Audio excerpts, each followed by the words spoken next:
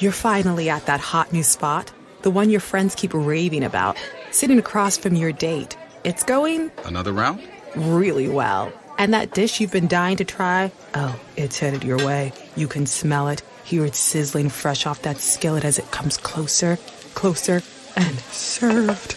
Go ahead, enjoy. After your phone sneaks a bite first. When you're with Amex, it's not if it's going to happen, but when. American Express. Don't live life without it. Hey, it's me, your Uncle Cooper. Sorry to interrupt your music. I do love music, especially when it's set at a reasonable volume. You know, music is really only as good as your speakers. The same is true for minivans. A minivan is only as good as the tires it sits on. And the button on the screen there, it agrees with me. If you click on it, it'll bring you to all the Cooper minivan tires that'll make your minivan a really good minivan. Go with the Coopers! Cooper! The following is brought to you by the Social Suplex Podcast Network. This is Scorpio Sky, and you are listening to the Keepin It Strong Style podcast, and it is the best. Yo, this is Rich Latta from One Nation Radio. This is brought to you by the Social Suplex Podcast Network. We present to you the Ace of Podcasts, Keepin It Strong Style. Let's go. It's the Ace of Podcasts, Keepin It Strong Style. Covering New Japan, they ready to hold it down. Jeremy Donovan and the young boy Josh. Come and hit a job out and bury all the frauds. From the Tokyo Dome over to the G1. Social Suplex is the network where we can get it done. I'ma chill and let them have it, cause this is just an intro. Keeping the strong style, 6 stars from the get-go, boy. Yeah, from Tampa Bay to the Tokyo Dome, this is Keeping It Strong Style with your hosts, Jeremy Donovan and the young boy Joshua Smith. And thank you for listening. Welcome to Keeping It Strong Style, the ASA podcast on the Social Suplex Podcast Network. Jeremy Donovan here with the young boy Josh Smith. On today's show, we'll be previewing the Burning Spirit in Kobe and covering all latest news in the world of New Japan Pro Wrestling. You can support our show by subscribing and following the Social Suplex Podcast Network or Keeping It Strong Style on the podcast app of your choice and leaving a rating and review. You can also get all the podcasts over at socialsuplex.com. Check out our Pro Wrestling Tees store, prowrestlingtees.com/socialsuplex. That's where you can get your official Keeping It Strong Style t-shirt. If you enjoy this podcast, please consider making a one-time or monthly donation by visiting socialsuplex.com/donate and click on the donate button under the Keeping It Strong Style logo. This episode is brought to you by the NJPW EXT, the only browser extension for NJPWworld.com. With features like dark mode, improved translations and layouts, custom and shared playlists, synchronized viewing parties, and much, much more.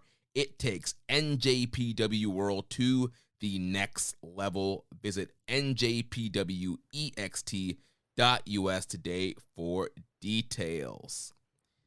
Young boy, here we are. Another week of Keeping the Strong Style. Man, what an intro. Here we are. Another fucking week of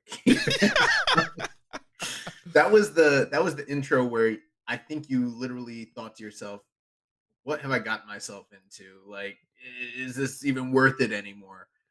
Jeremy, I'm glad you're here. I'm glad I'm here. I'm glad we showed up to work because, you know, New Japan can't apparently do the same thing. And I'm not just talking about the wrestlers. They haven't even uploaded, you know, the Blue Justice show that we're supposed to have watched over the week. Bro, I'm pretty sure me and you are the only two people who have been refreshing New Japan World every day to see if the Blue Justice show was up. Well, that's very presumptuous of you. You think I'm refreshing New Japan World every day? Come on, man. I watch this shit like an hour before we start the show, and then I just, you know, throw my shit takes in. I just act like an expert. I'm not actually paying attention. Let me ask you this, though. And yeah, again, it's not just the wrestlers. It's the people that upload the content and everything. But someone, somewhere within Shin Nihon did their job. Because guess what was uploaded this past week? What? G1 special from Roppongi Hills on 8/30. The lauded and much sought after Lost show of New Japan in 2022. It exists. I told you there was a show the day after the G1. It was G1 special to Roppongi Hill, and it is available for all of you who, you got the scratch, you got the itch, you can't get your New Japan fix. Well, they gave you something. So, go to New Japan World, watch that show, tell me about it, because I'm not gonna watch it. uh, Let me ask you this before we move on. Yeah. How did it feel? How do I feel? How did it feel when you knew that this show had arrived? Oh, are you talking about Spotify? Yes, I'm talking about Spotify. Make no mistake about it. We have arrived. We play with the big boys. Look at the adjective. Play. If you didn't see it on our Twitter, you didn't see it on my story because you're not friends with me on social media, which is most of you. All you got to do, you just go to Spotify, and then you go to podcasts, and then you go to wrestling, and you scroll all the way to the bottom.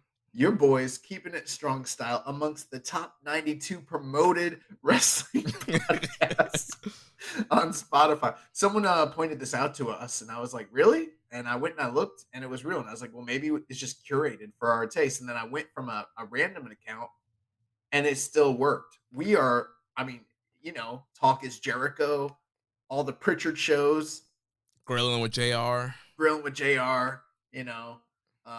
I don't know who else is out there. I don't listen to all those shows, but we are amongst the elite. The elite. The elite.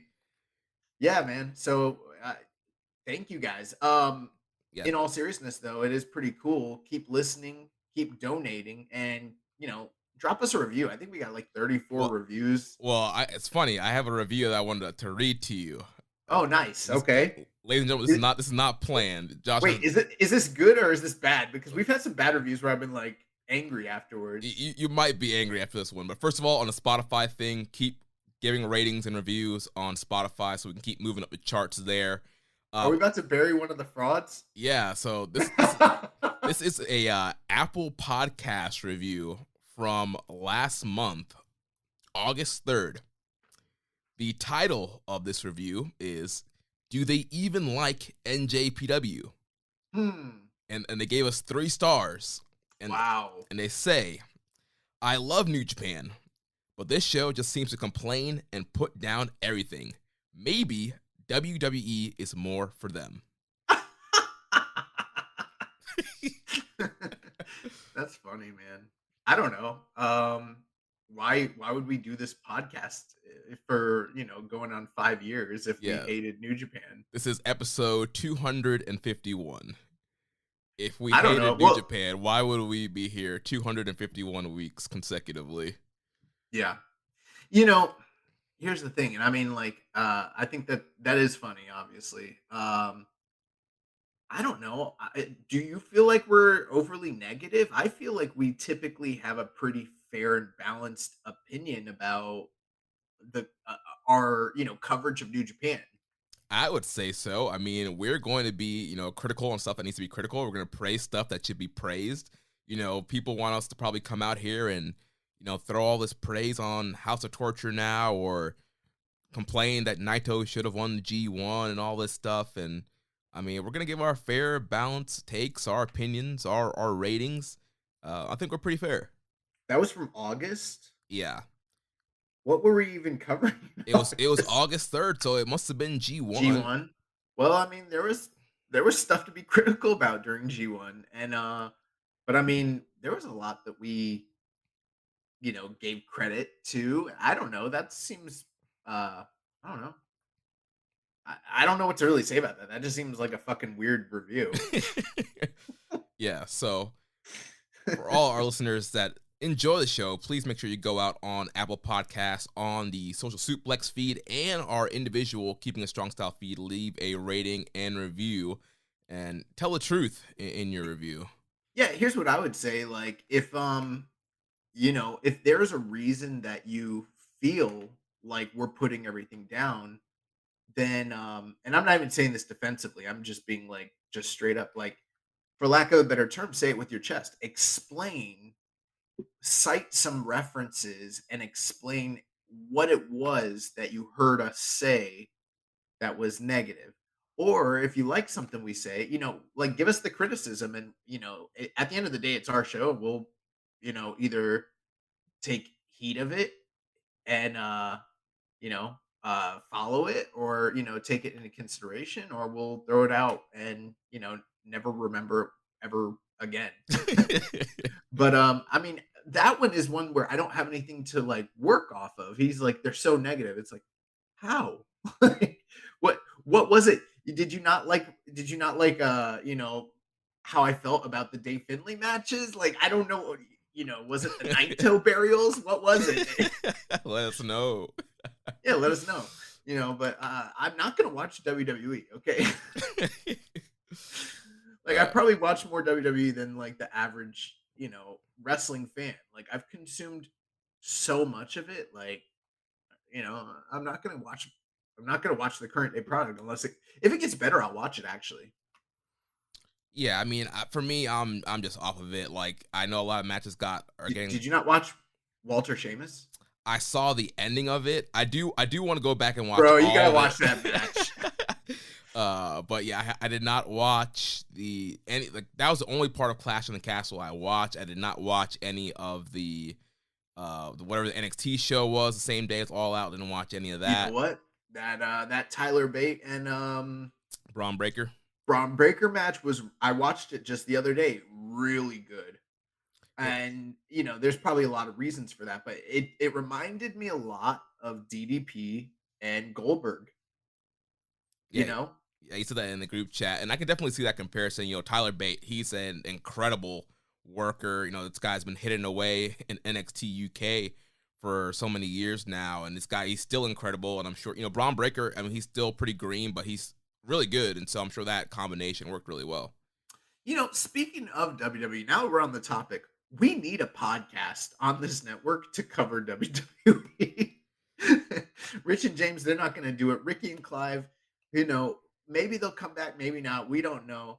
And the rest of the, shows, they're not. I mean, we got a Lucha Underground podcast. We got an AEW podcast. We have two AEW podcasts. We have two AEW podcasts.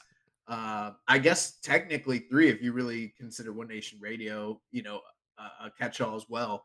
We don't have anyone covering like WWE, and at one point we had like 3 or 4 podcasts covering, NXT as well as WWE. And yeah, we need someone out there. So if you're somebody who is good at this shit, meaning like you're good at podcasting, like don't come with like, terrible takes and terrible audio and, rinky-dink, production. But if you want to throw your hat in the ring, we kind of need someone to cover that. So yeah, you can email me a demo, jeremy@socialsuplex.com if you want to, or interested in joining the network covering WWE, NXT, doing, weekly podcasts there. Yeah, that would be greatly appreciated. Definitely a need here. And when we say like interested in covering it, we mean like probably forever. Like you have no like working intentions to ever stop. Yeah, we're looking for people who are committed. You're not gonna quit after one episode. So if you love WWE, you love Paul Levesque pro wrestling, we would love to have a podcast on the network covering that. I like pre Vincent Kennedy McMahon WWF, that 1979 shit. Yeah. You like Vince McMahon Senior's pro wrestling? Yeah, bro. I mean, not all of it. There's some pretty terrible stuff in there, but yeah, there's a lot of. I mean, I do like WWE, just not the current day product and just not what they've been putting out, for a decade plus. But I mean, generally speaking, most of my fandom is wrapped up in WWE. So right, I think most people our age. I mean, most of your childhood it was either WWE or WCW, and then the younger you get it's mainly WWE. So it's been a big part of a lot of people's childhoods around our age. Yeah, but going back to that comment, I mean. You could tell us we don't like New Japan, but top 92, baby.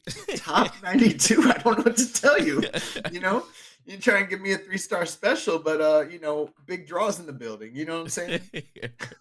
Can't hold us down. Yeah. So anyways, let's get into since we're gonna be super positive on this episode and talk about all the goodness and greatness that is New Japan Pro Wrestling, which we absolutely love. Which now I don't know where I started being sarcastic and then stopped in that sentence, so I'm not quite sure, but a lot of shit got canceled this week, and and then some of it's back, and it still doesn't look that great. Yeah, so we got the ominous black and white lion mark logo on the Twitter feed, which meant which it just means your day is ruined. yes, bad news. Bad news bearer. I'm afraid I've got some bad news when you see that black and white New Japan lion mark logo come across your screen. Like if Josh mentioned, someone do us a favor, find a copy where they put up that logo and it was good. I can't even think of a single time where they put that up and it's like, oh, thank God, the black and white logo, come and save the day. It's always something really bad. Yeah, I think they use a gold one. I think for good. You think do they really do that? I feel like I've seen the gold one before and it was something good. I don't know. Man, I've never thought of that. We got to start paying attention now. Yeah, but we know the black and white one is definitely something's gone wrong. Yeah. So yeah, like Josh mentioned, we had some shows canceled this weekend due to Typhoon Nanmadol. I'm not sure if I'm saying that correctly. It was expected to make landfall in southern Japan. New Japan decided to cancel Sunday's Burning Spirit event that was supposed to take place in Beppu in the Beacon Plaza. So refunds were issued for that. Ridiculous. If this was Florida, we'd be braving the storm. We'd be watching New Japan. Yep, and the key match on that show was the Tornado Dog Cage Survival match for the Never Six-Man Openweight Tag Team titles. Goto, Yoshihashi, and Yo defending against House of Torture's Evil, Yujiro, and Sho. And the show is also going to be headlined by a 10-man tag elimination with Tama, Tanahashi, Yano, Kushida, and Jado squaring off against the Bullet Club's Jay White, Carl Anderson, Doc Gallows, Taiji Shimori, and Gato. And then New Japan also went ahead and canceled the September 19th event that was in Fukuoka. With those cancellations, the Never Six-Man title match was moved to the show that is coming up this Friday. We also got the black and white logo for an update on Kushida. He's going to be missing action in Kumamoto.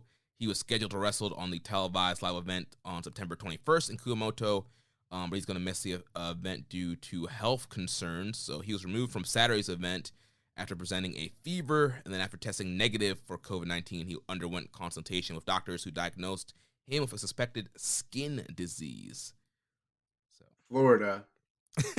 Yeah, Kushida, he needs to move out of Orlando ASAP. Yeah, bro.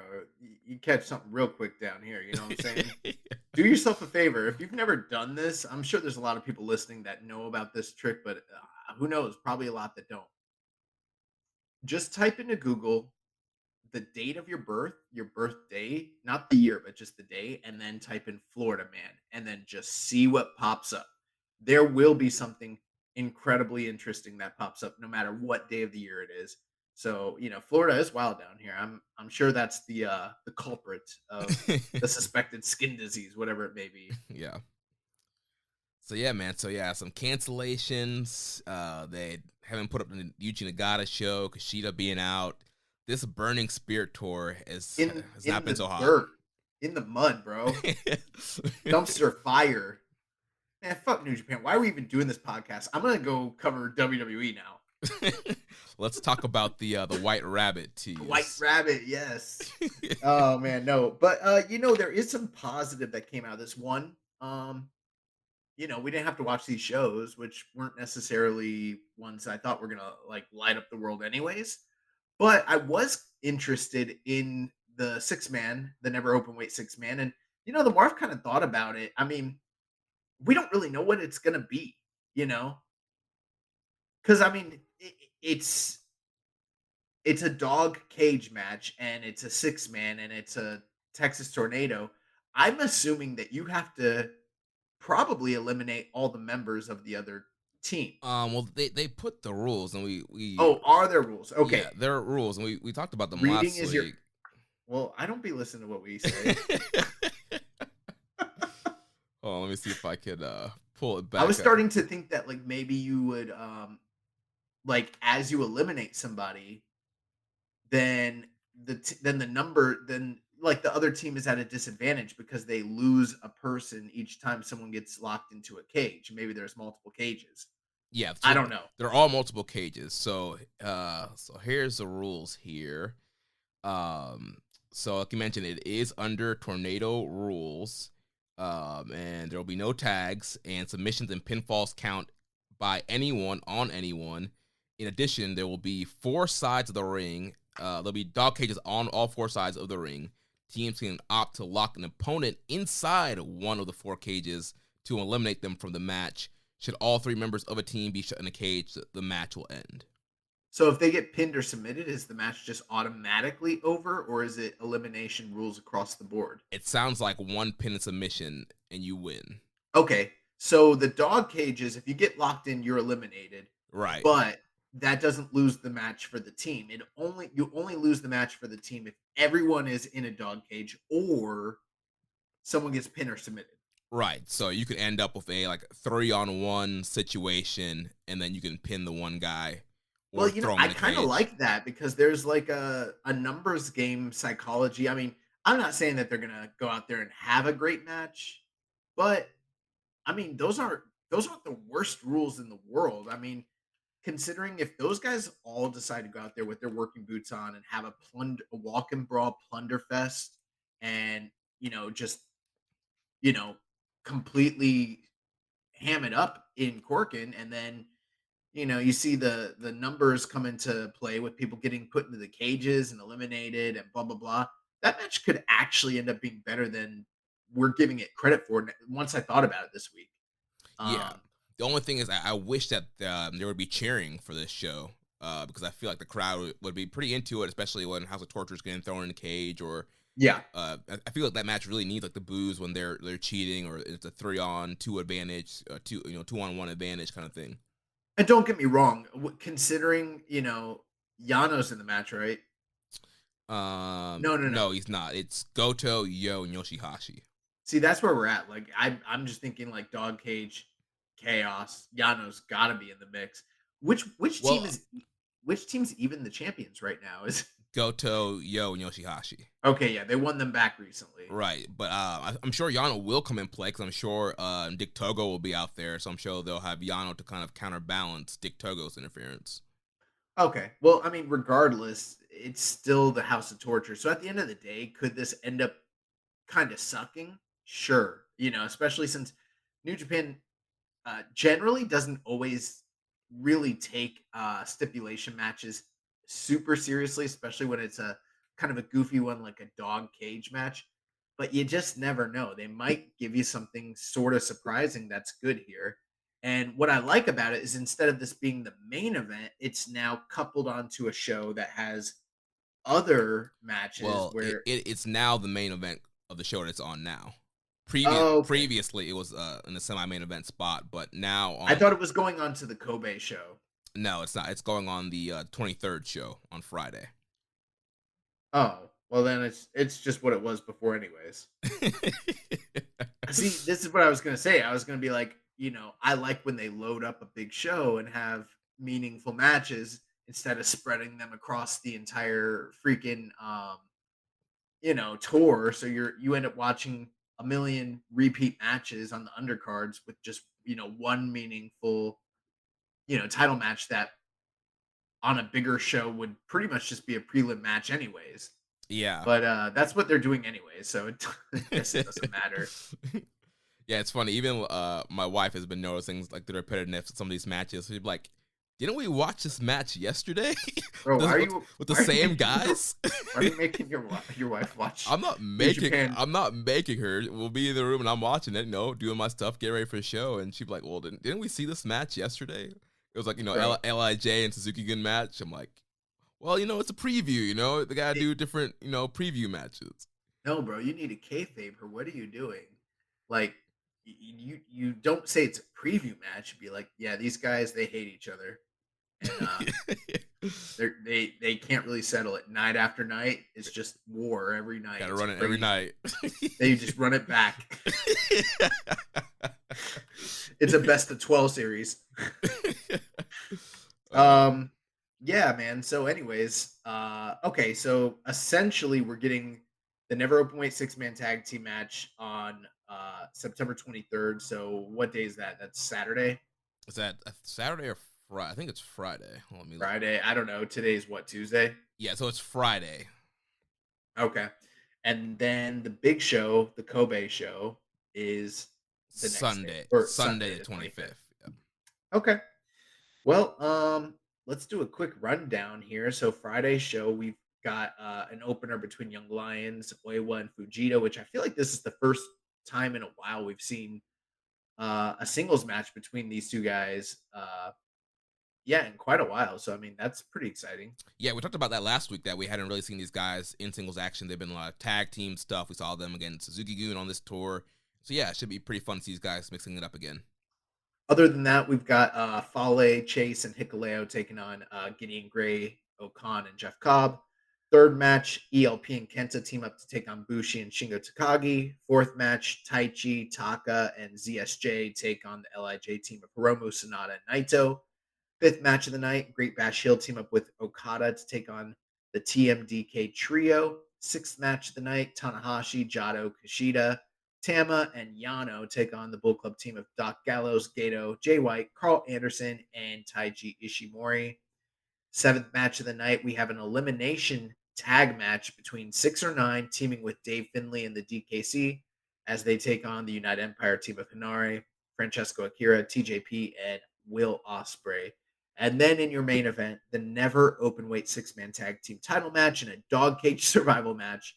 Goto, Yo, and Yoshihashi, the champions, defend against the House of Torture trio of Evil, Show, and Yujiro. Um, Not much more kind of to add to that. I think we sort of gave our thoughts and opinions. I mean, do you have anything to add to anything on this show or the main event? I mean, the big things here also we're getting a lot of the foreigners on the tour. They were supposed to be back in action this weekend, but the typhoon kind of messed that up. So they've been kind of hanging out in Japan. So yeah, so we got Jay White, Good Brothers back in action, Will Ospreay, David Finley, all these guys back. Doc Gallows, Yeah, all these guys back on the tour. And then Carl Anderson. yeah, I said Good Brothers. Yeah, bro, but you need to Put say their names. put respect on their names. Yeah. Yeah. Um, But yeah, the 6-man main event we kind of already talked about. Give our thoughts on that. What do you think? Do you think Chaos retains or House of Torture get the belts back? it doesn't matter. I don't know. The one storyline that is really somewhat interesting is how Goto, Yo, and Yoshihashi are sort of pushing the merch about there not being a House of Torture and kind of alluding to the idea that they want House of Torture to end. Yeah. And that could be interesting if hypothetically this isn't a one and done, this isn't the blow off, but maybe potentially this is leading somewhere to where House of Torture either needs to disband or I don't know, maybe like there's some sort of match that involves a stipulation where it could affect chaos in some way. Although this seems pretty low stakes.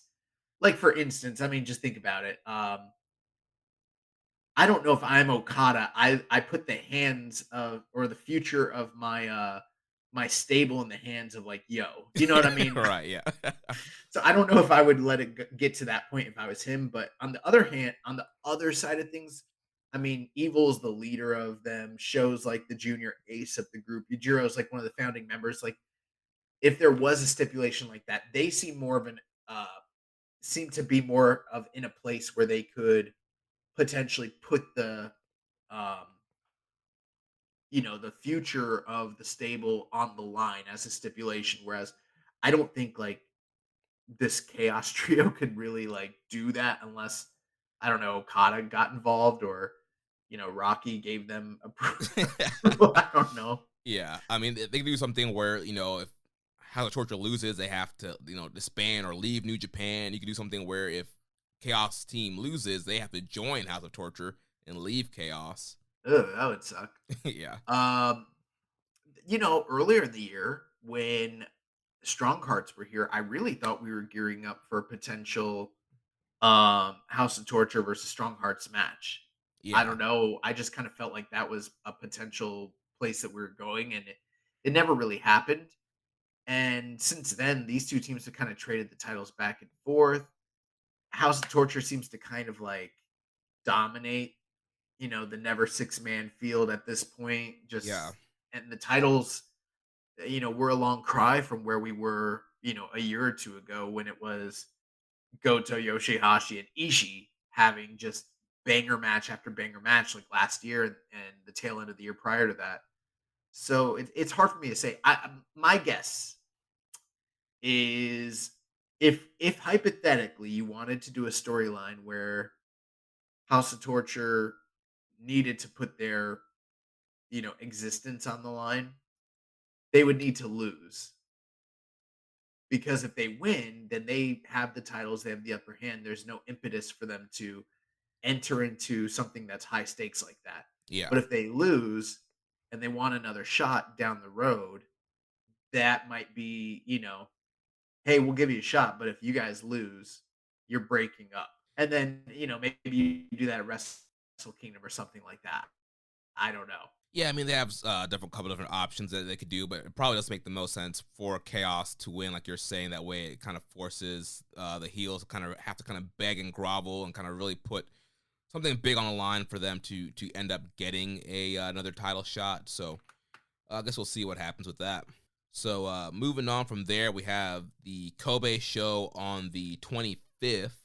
And so the opening match will be ELP, Hikuleo, and Kenta versus the LIJ team of Bushi, Hiromu, and Shingo. We'll have a singles match with Toru Yano and Doc Gallows at the Bullet Club team of Bad Luck Fale and Chase Owens against the United Empire team of Great O'Connor and Jeff Cobb. Dangerous Tekkers, Taichi, and Zack Sabre Jr. will take on the LIJ team of Sonata and Naito.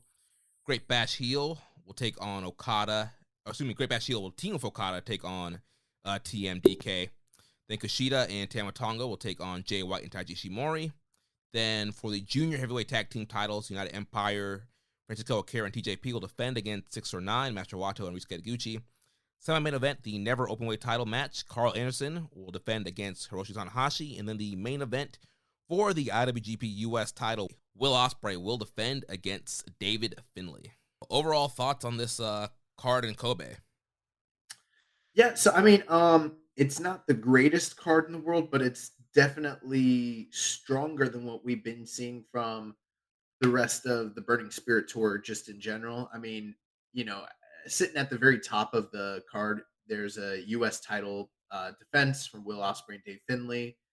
There's the never openweight title defense from Carl Anderson and Hiroshi Tanahashi, as well as the junior tag team title defense, and then a couple other meaningful, you know, uh like preview tags and matches on the undercard. So all in all, this is a much more attractive and important show, especially taking place from Kobe, than what we've seen from the remainder of the tour in general. Yeah, we mentioned earlier, this has been a pretty like kind of cool tour, especially coming off of hot G1 finals with Okada and Ospreay. And I think a lot of people were really excited about New Japan after that finals, and then coming to Burning Spirit, things have been a little bit slow. But yeah, this is the conclusion of the tour. Big show here, tons of title matches, tons of preview matches for the big show in October, Declaration of Power. So lots of stuff happening on this show. Um, is it still kind of a wait and see situation when it comes to Kushida teaming with Tamatonga? Has there been any update on that? No, so they're pulling him off the show on the house show on the 21st, which is tomorrow. So I guess depending on if everything checks out by this weekend, maybe he'll be back on this show. If not, then I guess they'll have to replace him with somebody. Gotcha. So yeah, I mean, the undercard itself doesn't look too bad either. While there is still some, repetitive, familiar, tag matches that we've seen kind of repeated throughout the tour. Couple notable things stand out. You've got your singles match between Toru Yano and Doc Gallows. We saw those two wrestle, I believe, the last time Doc Gallows was in Japan earlier this year. And, historically, Yano has kind of always had Doc Gallows' number kind of a similar situation to Yano versus Davey Boy Smith Jr. Yeah, Yano's pinned him twice this year, once in single, then another time in a tag. Right. So you got a big, angry, giant Doc Gallows looking to get, his comeuppance on the trickster god Toriano. So that should be, I mean, it's a Yano match. So, I mean, I'm not going to hype it up and tell you it's going to be good. If you don't like Yano matches, you're not going to like it. But it should be funny at the very least. Yeah, and they've been keeping those matches really short, so it shouldn't be too bad. Right. And then underneath that, you've got Foley and Chase Owens taking on Great O'Con and Jeff Cobb, which at first glance, that might look like, oh, just your average, preview tag match. But these two teams were the last two teams to hold the IWGP tag team titles before it got, you know, um, hijacked and held over in America with no defenses for like what 3 or 4 months now. So Yeah. So yeah, Jerichoism.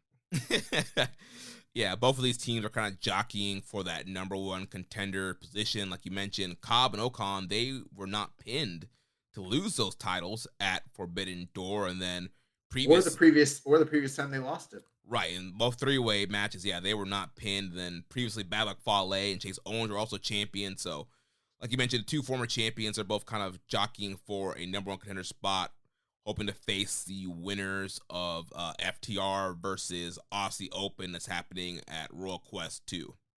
Yeah, and I've got to imagine that, come Monday when the IWGP committee releases their top 5, title contenders, this is going to whoever wins this match is going to skyrocket to the top of the rankings. Oh, definitely. That number one spot.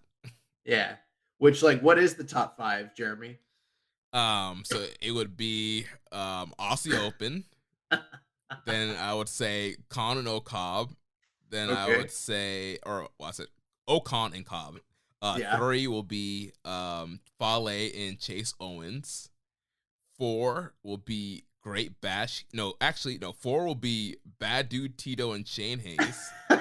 and then above the Dangerous Techers. Oh yeah, I forgot about. Oh, hold on, I got to start over. I got to start. So 1 is Aussie Open. 2 is Khan and Cobb. 3 would be 3 would be Fale and Chase. 4 Dangerous Techers. And then 5, I'll say it's probably Sonata and Naito, just based on the fact that it's them. I don't know. Well, they haven't been teaming in a while. I'm gonna put Great Bash heel. They've been Great Bash heel. Yes. What big wins have Great Bash heel picked up in the last 6 months? I don't know, but they're consistently teaming together. I'm sure they faced some young lions and got a win recently at one of those matches. So what about like West Coast Wrecking Crew? No, they lost to Aussie Open. they gotta work back. Right. They gotta work back up, get ranked. Anyways, so very likely that the winner of this Bullet Club versus United Empire tag team match will probably be the next team in line to challenge for those titles. But the next match on the show might throw a little bit of a monkey wrench into that plan, because you have another high stakes tag team match as the Dangerous Techers take on the LIJ duo of Sonata and Tetsuya Naito. And both of those teams are former champions. Both of those teams have held prominent positions in those rankings.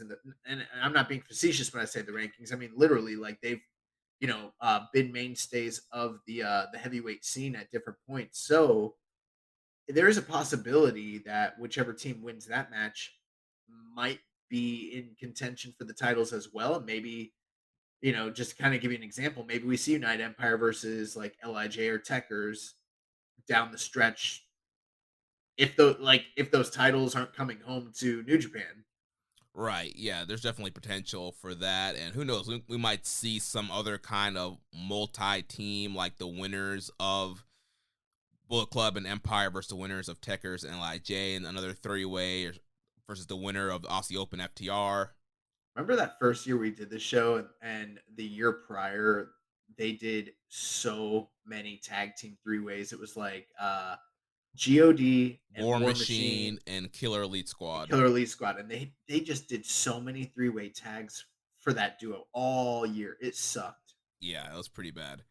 But yeah, man, I mean, and at the same time, Okan and Cobb, they've proven themselves to be a great tag team in ring. But I'm not that bearish on Fale and Owens as a unit. I mean, separately, you could definitely criticize some things here or there, but as a team in the past, just kind of judging off their performances and say like World Tag Leagues and then also, the recent matches they had for the title. I'm not going to sit here and tell you like they're the greatest tag team. They're not the Young Bucks by any stretch of the imagination, but they're pretty serviceable when called upon to have a good tag team match. So that might be pretty good, actually. Yeah, I mean, you got Chase, who's kind of, the workhorse of that team, and you tag Fale in for some big power spots. Him and Cobb can do some, power exchanges there. And Right. I think it'll be a fun match. And then the match beneath it is one I'm definitely looking forward to because Dangerous Tekkers versus Lij in the early days of the pandemic, they had several really great matches together, and also that three-way tag team match that they had with Bishamon. So these guys are no strangers to one another. And if history tells us anything, they're probably gonna have a really great tag team match, especially too, since in the one thing we criticized about their matches previously was the length of them. They were overly long, even though the matches were, deniably great.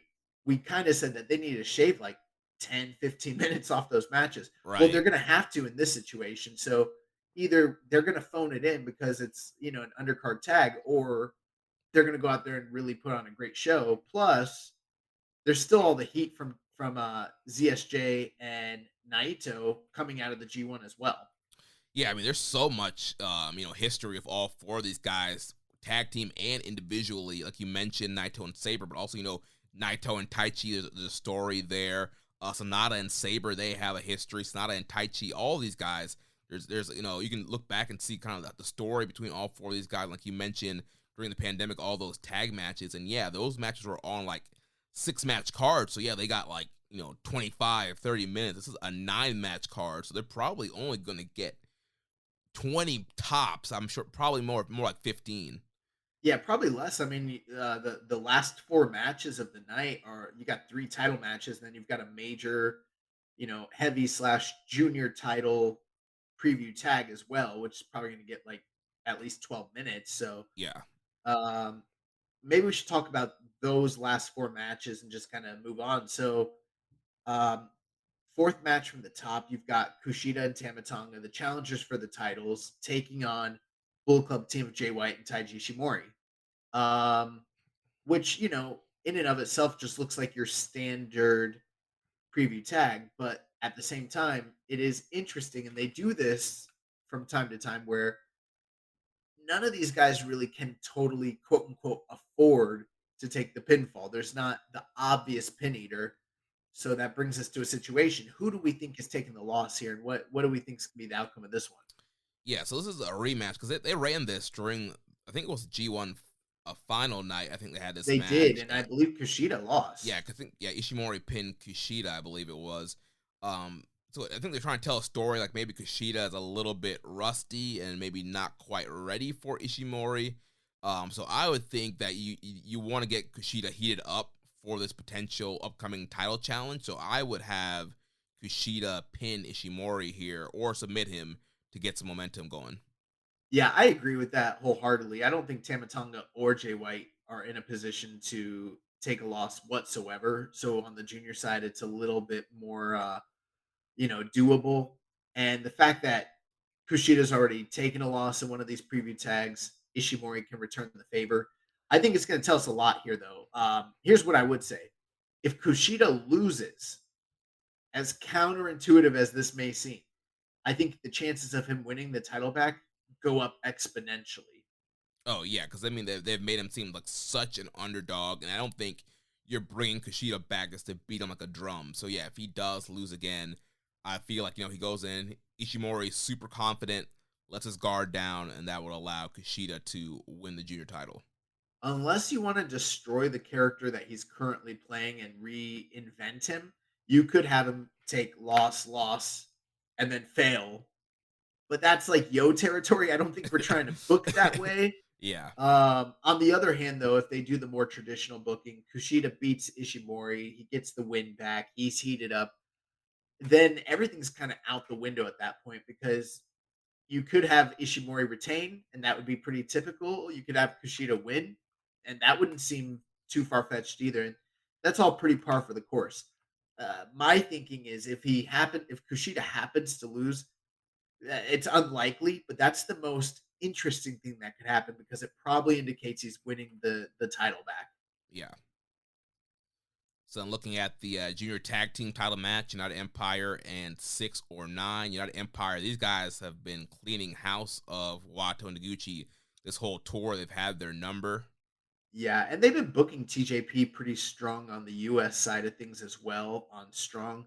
I know it doesn't perfectly correlate to the kayfabe of New Japan domestic, but there is some crossover there, and they've made him look great. Yeah, he's Uh, getting a strong title match on this tour that's airing right now. right.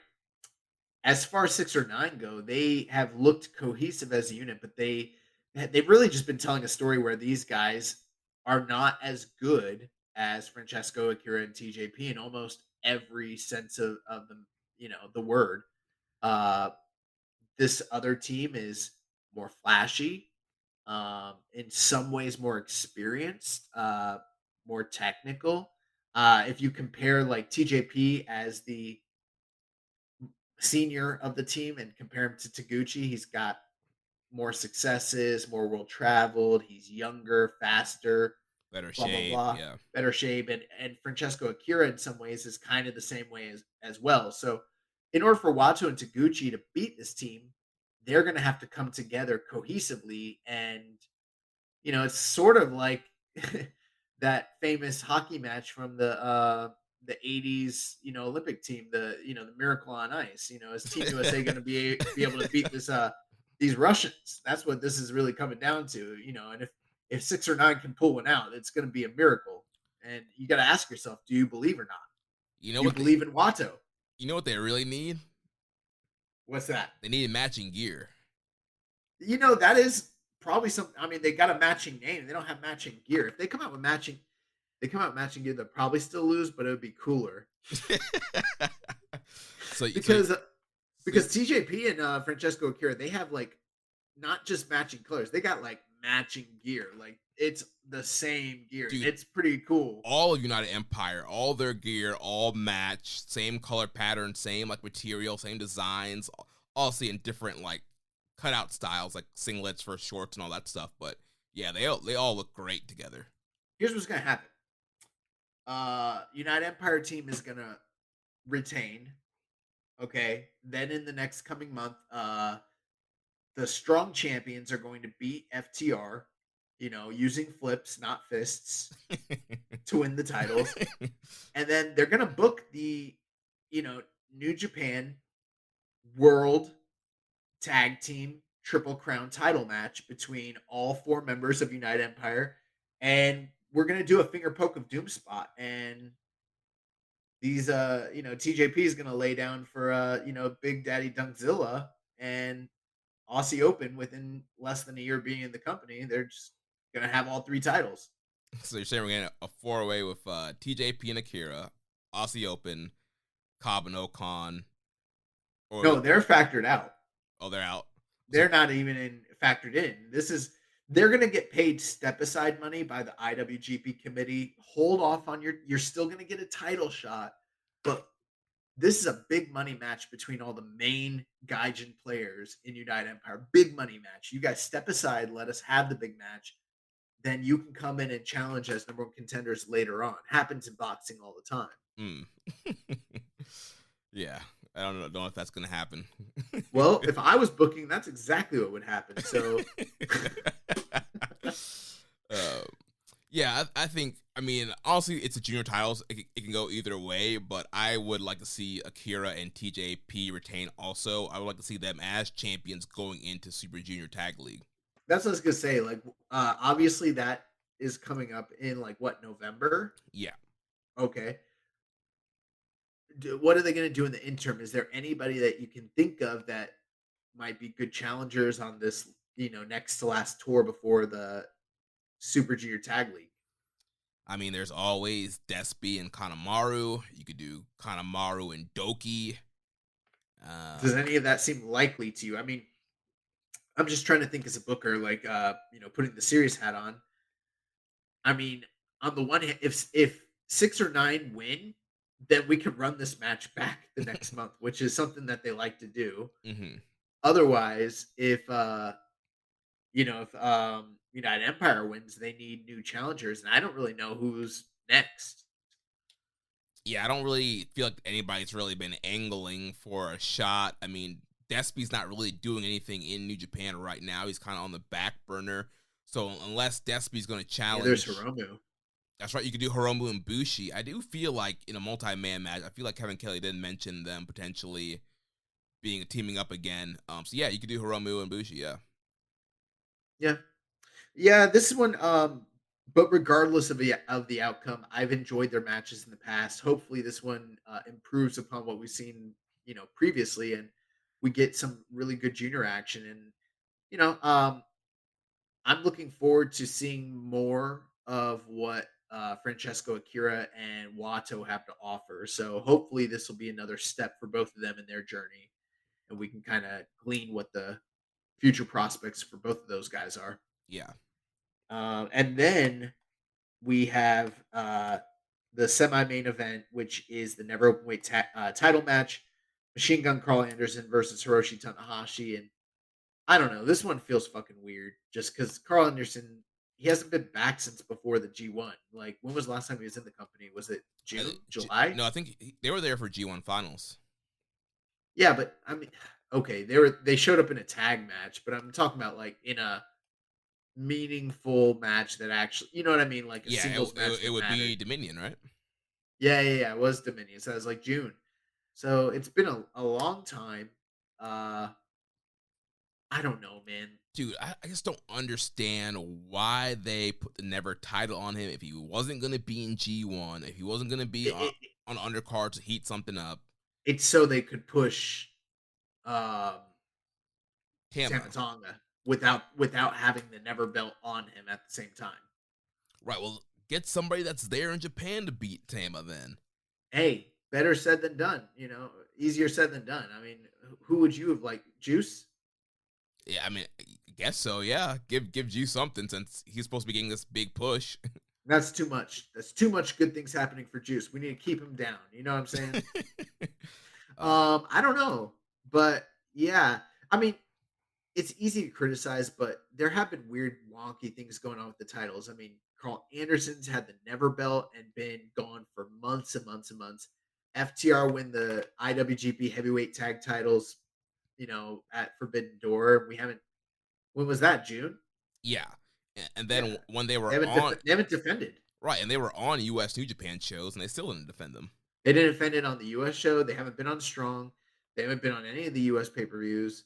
Not that there have been that many, but they haven't been. Well, the one that they're on, they didn't defend the title, and then they haven't even defended them in like AEW or on the Indies or anything. So that's felt weird. And then the whole thing with the US belt this year has just been really weird, and all the like ups and downs and who's the champion. And this guy's got a belt, but he's not the champion, and we're vacating, but now we're filling it, blah, blah, blah. So I don't know. Some of these titles have just felt weird this year. Yeah, it's not been the best situation for some of these other titles. But here, if I'm New Japan, I don't know. I really don't see any interest in really keeping the belt on Carl Anderson. I would put the belt back on Tanahashi.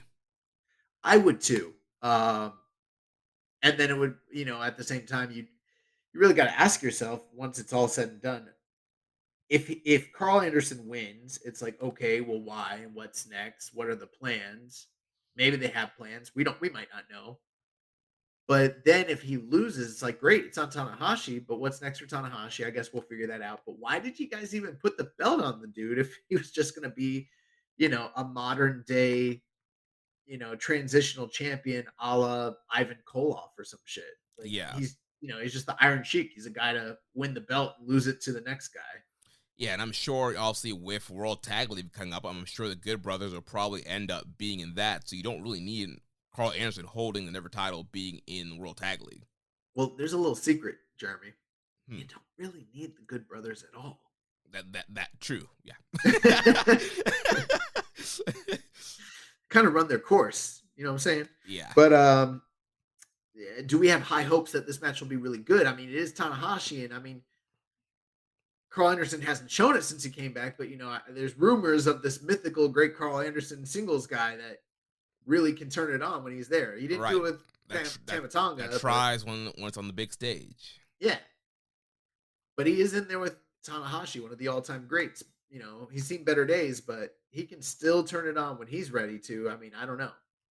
Yeah, I think Tanahashi with the never title going into Wrestle Kingdom season makes a lot of sense. He's going to be on the card, put him in a never title match. I think that works for me. But what I'm asking is, do you think the match will be good? This match? Yeah, is Carl going to be able to turn it on and, rewind the clock and be the guy that everyone claims he is when the lights turn on and he's standing across from the ace of the universe? I'm going to predict a 3.5 star match. That's your over-under? Yeah. Okay, that's a good number. So we'll see. I'm not really sold on it. I'm going to agree with you on the outcome. I think we're looking at a Tanahashi win, but as far as the match quality, all bets are off at this point. Yeah. Main event, though, you got Will Ospreay, the current reigning U.S. champion, defending his belt against Dave Finlay. If we recall, he lost his G1 match to Dave Finlay, who was at the time holding the physical title belt, although Will Ospreay was the champion. And he leveraged his win in the G1 to basically hand the title back and say, the next time you defend that belt, I want my shot. And after the G1 finals were over and Ospreay lost in the G1 finals to Okada, he was accosted backstage by a quote-unquote babyface, a fiery, fired-up, fighting spirit babyface David Finlay, who accosted this man when he was in a weakened state and told him, I want my fucking match. So here we are, finally. We're getting the match. I heard David pulled Ospreay's hair and bit him. Well, in all fairness, there was a dog backstage, and Ishii? Great O'Khan was trying to save the dog. So I don't know. But yeah, the funny thing is, I think Dave Finlay and Ospreay, I think Ospreay is one of Dave Finlay's best opponents that he's ever had. I wouldn't say the same thing about Dave in return for Ospreay, but it's hard to be one of those guys when you look at the body of work he has, and it's a who's who of great wrestlers, especially in Japan and the UK as well. Yeah, but they've had very good matches. But I personally seem to never be as high on the matches as just the general population is. For whatever reason, people really love the Dave Finlay and Will Ospreay matches, and I'm a little bit cooler on them than others. Yeah, I really like the New Japan Cup 2021 match where Finlay kind of got that. He got the big upset going into that tournament. Was that did he beat Ospreay in that match, or he was coming off of the win? Yeah, he beat Jay, but then he ended up losing to Ospreay.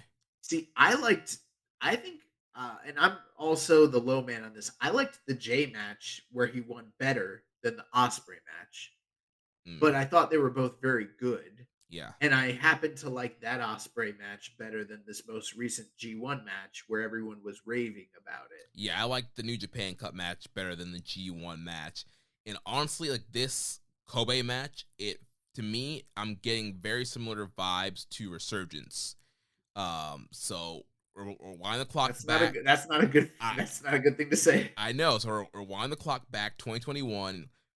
We're talking about Finlay getting this big upsets in New Japan Cup, gets this big push. He's supposed to face Jay White for the Never title in like April or May. Pandemic happens, Gaijin Unrest happens. They're away from Japan. And August they have Resurgence. And Finlay came into that match cold. Nobody really cared about that match. Nobody cared about Finlay. Everybody was behind Jay White. They wanted to see Jay beat this man and get over with. I feel we're very. It's not the same. It's not the same. It's not quite the same, but it's not even kind of the same. Okay, like let's devil's advocate. Let's talk about the opposite end of it. Where were Jay White and David Finlay feuding? in the lead up to that match. Nowhere. Well, they were in Impact. Well, yeah, barely though. Which pretty much means nowhere. No one was watching that shit, Yeah. but they were feuding in Impact, and that was supposed to somehow translate to the LA market. And all those fans were literally Jay White and Bullet Club fans, like hardcore. They weren't even New Japan fans, really. We were there live. It was mostly New Japan or Bullet Club and Jay White fans. So when Jay White came in, he got a hero's welcome. Like you would have thought he was Brett in Montreal or some shit. You know, if that match had happened, if they had built the match in Japan and then had the match in Japan, I don't think the crowds would have reacted that way. And in the same way, even though yes, I agree with you, this match hasn't necessarily had a hot build because neither guy has been on the tour. Right, and that's my point. Also, I don't think as far as the crowd reaction is going to be that, but just like the feeling of the match. It's like they shot the angle last month at the NG one. Both these guys haven't been on the tour. They haven't done anything on Strong at all with these guys. And now, That's fair. now And they're social media either. right, and now they're back on the tour. And also, there's going to be some preview matches this week, but this match doesn't feel hot anymore. And to me, I think it's pretty obvious Ospreay's going to win. Like, I'd be surprised if Finlay were to beat Ospreay here. Yeah, and I mean, if the rumors are to be believed, and they're angling to potentially do a big money Osprey Omega match, either at the Dome or elsewhere for the title, you kind of need Osprey to retain to make that happen. Of course, that match wouldn't necessarily need that US belt, but I think it's made a little bit more compelling when that belt is part of the narrative, considering the history of it with Kenny Omega and everything like that. Right. This actually kind of reminds me more of like when uh, giving you an illustration. It reminds me of when Omega had the belt and lost in the G1 to Juice. Mm. And then Juice got the challenge and wasn't really a hot match necessarily, but it happened and Omega got the win back. And this is, this is a Gato staple of booking. And I agree with you. I don't think that this is a hot match. What I wanted to say was, I don't think we're going to see like the crowd turn Right. on Dave Finlay the way that they did in LA. Like that was horrible. Right. Yeah, this Kobe crowd's not going to turn on Finlay, and there's not going to be a lot of cheer anyway. Right. But they'll clap right, appropriately. They'll clap for Finlay, but I just feel like this match is like lukewarm at this point. Like it lost all its steam, and I don't know. It seems like an obvious kind of thing. Like Ospreay's going to win this. Well, maybe this week they do some interesting angles and promos and stuff to kind of put a little bit more juice in it, like the corn. It has the juice. It got the juice. And then also, we talked about this U.S. title, needing some stability. We've been saying that for a long time now, even before all the rigmarole happened this year with the injuries and COVID and all that stuff. So if I were them, I would give Ospreay a nice, lengthy run with this title to help elevate it and give it some stability. Well, I mean, I guess we can get there when we get there, but I've got my own ideas about. Well, I've already said it on the show before. I think that when he wrestles Kenny, he's losing the belt because he has had it since May. That's the thing. It doesn't feel like he's had it since May because he like literally wasn't holding the physical belt the whole time. Right.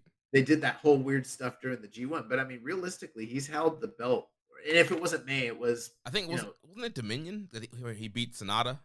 Okay, yeah. He was something supposed to happen in May, and then they had to move it. I can't remember. It's hard to keep up with what's taking place. Yeah, he had like the liver thing. But still, that's like what, July? So he won it back because it was supposed to be. Oh my God, we can't even keep it straight. I don't know who any of the champions in this company are anymore. Well, it's supposed to be him versus Juice, and then it ended up being him versus Sonata. I'm gonna look. So Tanahashi had the belt, and he held it from May 1st. So Tanahashi won the belt. Okay, yeah. It was supposed to be Sonata versus Will Ospreay, right, back in April. and then Sonata got hurt, and the title got vacated. Then they did the Fukuoka. Then the Fukuoka match was supposed to happen, and that was in May. It was going to be Tanahashi and Osprey. Then Osprey couldn't do the match, so it ended up being Tanahashi versus Ishii. Right, yeah. Tanahashi won the belt. Then they did the 4-way with Juice and him and Mox and Osprey, and Juice won the belt in May. Then he had to vacate the belt in June, so the belt got vacant again, and then Will won it in June, on June 12th, and that was in Osaka. Yeah, Dominion. Yeah, and he beat Sonata. So my thinking is that if he retains this, and let's say he goes all the way to January 4th, which I think is what they're angling for. I mean, that's 6-7 months that he'll have been champion by that point. Yeah, which definitely the title needs that. Right. Although, in all fairness, he's only had one title defense in that whole time. This will be a second, which isn't a lot, but you kind of give him a little bit of the G1. All the champions are really not defending during that time period, anyways. Right. But I mean, that's a pretty tumultuous history this past year. I mean, we had to literally do a rundown of all the times it got vacated and who won and who didn't. Also, and not to mention Juice stealing the title from Osprey, and he held the belt physically going into G1, then Finlay stole the belt from him, and then finally get it back to Osprey. So even when Osprey had it, it's still kind of confusing on who the champion was with everybody stealing the belt. Correct. And I feel like that a lot of this has hurt the credibility of the title in a certain respect. And I mean, you look at who the champions have been, like the last few champions. You got Moxley, Archer, Tanahashi, Kenta, Tanahashi, Sonata, Tanahashi, Juice, Will Ospreay. That's not any kind of shabby list of guys. Those are some really great champions. But the circumstances surrounding how, when, who, what, where, and why make it to where none of their title reigns really felt very meaningful outside of the last time this title meant something was when Moxley held the belt, Yeah. And people complained because he didn't defend it for like a year. So if I'm telling you that the last time this title really felt important was the guy who didn't defend it for a year was holding it, that kind of tells you what kind of state U.S. title reign is in. And I'm sorry if we're being negative, but I can't sit here and tell you everything's peaches and cream with the U.S. title situation if it's not. And it's not. Yeah. We'd be lying. Yeah, it's been pretty bad. Probably the worst title scene we've seen in quite some time with titles in New Japan. And so it's just been a hot mess. Well, Jeremy, everything seems to have gotten kind of bad when it comes to the U.S. and the Never scene once they got rid of the white belt. Yeah. And it still feels like there's a void there, and we're still not really sure which of these belts is the more meaningful secondary title. I guess it feels like probably Ospreay, since he's, one of the top guys holding it. But the way, and a lot of this isn't New Japan's fault, to be fair. A lot of this was circumstances outside of their control. That's why we call it the curse of the U.S. belt. But yeah, I think that, long story short, I think he needs to retain to lend some credibility. But I kind of feel bad saying that, because at the same time, like, it's been a long time coming for David Finlay to potentially capitalize on his pushes and his runs in New Japan, and everyone was talking about how much more improved he was coming out of the G1. Is there any part of you that feels like maybe they need to do something with that, or is that for naught? I mean, yeah, I guess there is a part of me that would I could see that. They're doing a ton of interviews on the website with him right now. There's this kind of big push that they're kind of going with him, and yeah, it's kind of like, all right, what are we doing with Finlay? Like, you gotta do something with him. So if they want him to win here to kind of catapult him, going into Dome season, I guess. But for me, how bad do you think that he is looking at the like landscape of WWE right now and thinking like, damn, I should have gone to NXT when I had the chance? Yeah, I don't know if David Finlay's on Paul Levesque's hot list to bring in. Yeah, but Paul Levesque is on David Finley's hot list to go in. Remember, he wanted to chill with Paul and Sean. Yeah, he did. So yeah, I don't know what they do with Dave Finley. Hey, at least this time when he's doing media, he's not burying the company and talking about going to NXT like he did last year. Yeah, We forgot about that detail. Yeah, it's a totally different landscape right now, and yeah, I don't think he has as many options maybe as he thought he did last year. The worst burial of a company since CM Punk. Oh man, but top to bottom, this should be a good. I don't know if it'll be a great show, but it's definitely gonna be, exponentially better than what we've seen on the rest of the tour so far. Yeah, I mean, easily will be the best show of the tour. Easily. Nice. Well, that is going to do it for our preview of Burning Spirit. Let's kick it over to New Japan of America. Yes, so this past Saturday, the Fighting Spirit Unleashed tour continued on New Japan World. The show opened up. We had the Wingman's Peter Avalon making his NJPW Strong debut, defeating Adrian Quest 8 minutes and 52 seconds. Then following that, we had the return to America of Filthy Tom Lawler after his run in the G1 this summer in Japan. So Filthy Tom Lawler teaming up with his Team Filthy stablemate J.R. Kratos. They defeated the team of Cody Chun and Jordan Cruz at 9 minutes and 54 seconds. And then in the big main event of the show, we had the Bullet Club team of Chase Owens, Hikuleo, Switchblade, Jay White, and Rock Hard Juice Robinson. They defeated the team of Kushida, Roppongi Vice, and Taylor Rust, 14 minutes and 46 seconds. Josh, what do you think about this week's episode of Strong? I took a look at the lineup, and I really, really wanted to watch this week's episode of Strong. I mean, Peter Avalon. PPA all day. Yeah, I mean, there was just Adrian Quest, Team Filthy, Cody Chun. Come on. So much that I wanted to see here, but I just couldn't squeeze this episode into my schedule. I had so many other things to watch, the Nagata show, the Never 6-man tag, Just Tap Out. There was a show recently. There was a lot going on. So I'll give some quick thoughts here. Avalon, Adrian Quest, fun matchup. Avalon working on Adrian Quest's leg for the majority of the match to set up his submission finisher, but ends up getting the win with his double knees, his Meteora, what he calls the Martinis. So like I mentioned, Avalon's first match at New Japan Strong. How is Adrian Quest looking? He's looking good. Young Fuego, he was doing a lot of cool flips and dives in this matchup. The AEW rub helps Peter Avalon here because, Adrian Quest has been on Strong for a while, but PPA gets the win here, its first New Japan Strong match, so I'm wondering if we're going to see more of him going forward. Last time he was on AEW just recently, he took his shirt off, and even though he's still he's kind of like I don't know what the correct terminology is, but he's like I don't want to say skinny because he's muscular, but he's not a huge guy.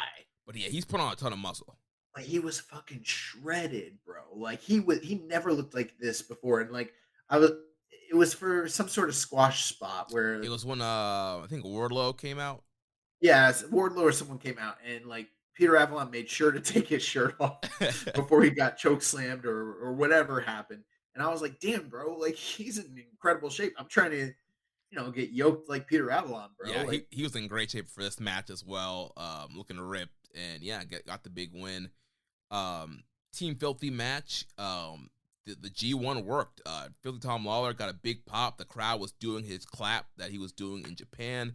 Nice. Team Filthy pretty much wrestled this match pretty much as baby faces. Even JR Kratos, the crowd was behind Kratos, and he was doing some big monster spots to some of these guys. And Filthy Tom, there's a lot of heat on Tom and get the hot tag into Kratos to kind of clean house. And then both these guys were doing some kind of cool double teams to Cody Chun and Jordan Cruz. And then Towards the end, Kratos hit his big finish on Cody Chun to get the win for them.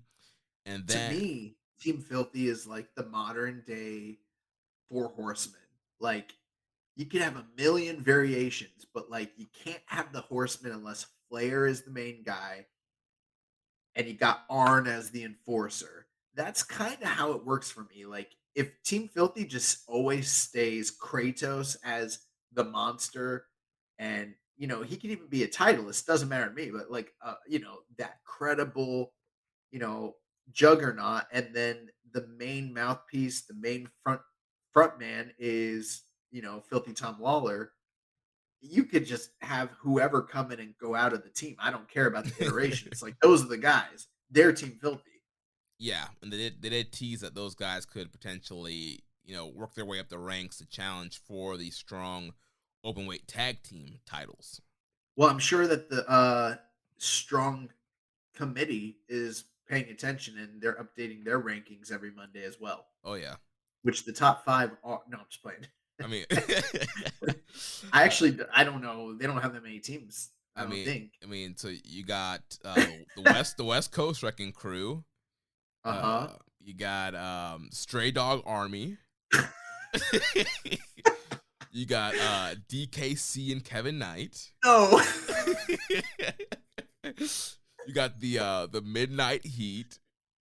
They're not in the. They've only had 2 appearances. TMDK. And they only work when they're in California. TMDK. Okay, I guess this is bullshit. Fallen Angel and Yu Yamura. He's suspended. No. He got cleared. Yeah, he's cleared. Yeah. Oh man. Then this main event here, with Bullet Club versus Kushida, Roppongi Vice, and Taylor Rust. Just kind of continuing kind of the Bullet Club history with Roppongi Vice. Ishimori was at ringside, so kind of building the match of Ishimori and Kushida here as well. There was some miscommunication here between Jay White and Hikuleo, and there seemed to be some tension there. And Hikuleo was going to get the win, but then Jay made him tag in, so he tagged in, hit the Blade Runner, got the win. And then post-match cut a promo talking about, he had to come in to Strong to clean up the mess, and that people need to remember he's the leader. Don't be like Tama Tonga. He's going to beat Tama, blah, blah, blah, kind of, continuing to build that matchup and clearly kind of shooting some kind of coded shot at Hikuleo as well. So Hikuleo's a whole hoe, bro. You let your brothers get beat up by this man, and then you still follow him around. Like, you're co-opted, dude. Right, and then Jay beat him, and so now he's just tuck his tail and yeah, you're a lackey, dude. So I don't know. It's fine. Get that money. But who do they beat? Taylor Rust? Yes, Blade Runner on Taylor Rust. Gotcha. I heard that this match was pretty good, actually. Yeah, this was a really fun match. The crowd was super into it. Big pops for obviously the Bullet Club team. Roppongi Vice getting big pop. Kushida, big pop. So yeah, crowd's really into this. Really fun back and forth. Guys were hitting spots all throughout the match. That led to the finish here where Jay got in, hit the Blade Runner on Taylor Rust. One other thing too, and I wanted to mention this earlier, with the whole speculation about the House of Torture, and if they were to disband, one has to wonder what would potentially happen if something like that happened. Would they re-amalgamate into the Bullet Club, which they are technically a part of, or would they go their separate ways and find different things to do? And if there is going to be a Bullet Club Civil War, which we're still not sure if that ever will be something, how are they going to factor into it? So I think that those are still some lingering things to think about regarding that whole situation as well. Yeah, I'm not sure we're ever going to get, the Bullet Club Civil War 2.0. Like 6.0 at this point. Awesome. Well, that is going to do it. So this coming week, we have Fighting Spirit Unleashed. What night is this? Like night 3? Yep. Okay. And we got 4 matches on the docket. So QT Marshall is returning to take on one Kita. We have Christopher Daniels and Yuya Uemura teaming up to take on the TMDK team of Shane Hayes and Mikey Nichols. I guess you're right. They're back, I told in the you. rankings. Yeah. And then we got Ren Narita as he takes on Jacob Austin Young. I've never heard of this individual. Yeah, I think this is his strong debut, so it'll be interesting to see what he's got. And then dream match alert, main event, you got Taiji Ishimori against the man that ended Kenny Omega's career, Alan, formerly known as Five of the Dark Order, Angels. So that's a cool match, actually. Yeah, that should be a fun match. It'd be cool to see Alan Angels in New Japan. I think he's definitely a guy that they could utilize on Strong and then also bring in the junior division. Bring him into Best Super Juniors, bring him in for title challenges. Nice. Well, that is going to do it for NJPW of America. So let me real quick, let me take a sip of my Hefeweizen. Hey, it's me, your Uncle Cooper. Sorry to interrupt your music. I do love music, especially when it's set at a reasonable volume. You know, music is really only as good as your speakers. The same is true for minivans. A minivan is only as good as the tires it sits on. And the button on the screen there, it agrees with me. If you click on it, it'll bring you to all the Cooper minivan tires that'll make your minivan a really good minivan. Go with the Coopers! Cooper! Your plans? Today it's dinner with the parents at your spot. We gotta come back here. Now, their spot. Or you're on the edge of your seat at the game. Come on, just one time. And it's the one. Or maybe you're catching the next flight to... Now boarding flight 1850. Oh, that's you. The choice is yours. And when you're with Amex, it's not if it's going to happen, but when. American Express. Don't live life without it. The Steve Weiser. And let's jump into the news. So, first thing on the docket here, New Japan revenue, as expected with larger attendances than the previous 2 years due to the pandemic, is up. Bushiroad in its annual report was vague as they listed New Japan and Stardom together, having grossed 5.599 million yen, about $39 million US, over the 11-month period from August 1st, 2021 to June 30th, 2022. So even though we don't have the exact number breakdowns, that's definitely a positive sign across the board for both companies. Yeah, and there are more numbers in the Wrestling Observer newsletters where these stats came from. And so, yeah, also business is kind of in an upswing here. Also, like we mentioned, with being back from the pandemic, and we know that New Japan, they've been trying to get as many butts in seats as possible to make up for lost revenue. So with the combination of that and the way Stardom has been going, things are looking up for the Bushiroad wrestling properties. Yeah, I mean, at this point, if all the reports that we've received are to be believed, it looks like Stardom has surpassed both Dragon Gate and Noah to kind of be seated as the current number 2 promotion in all of Japan, men or women's. Yeah. So, yeah, Bushiroad doing it big. Next bit of news, New Japan announced the 2nd October pay-per-view for New York City.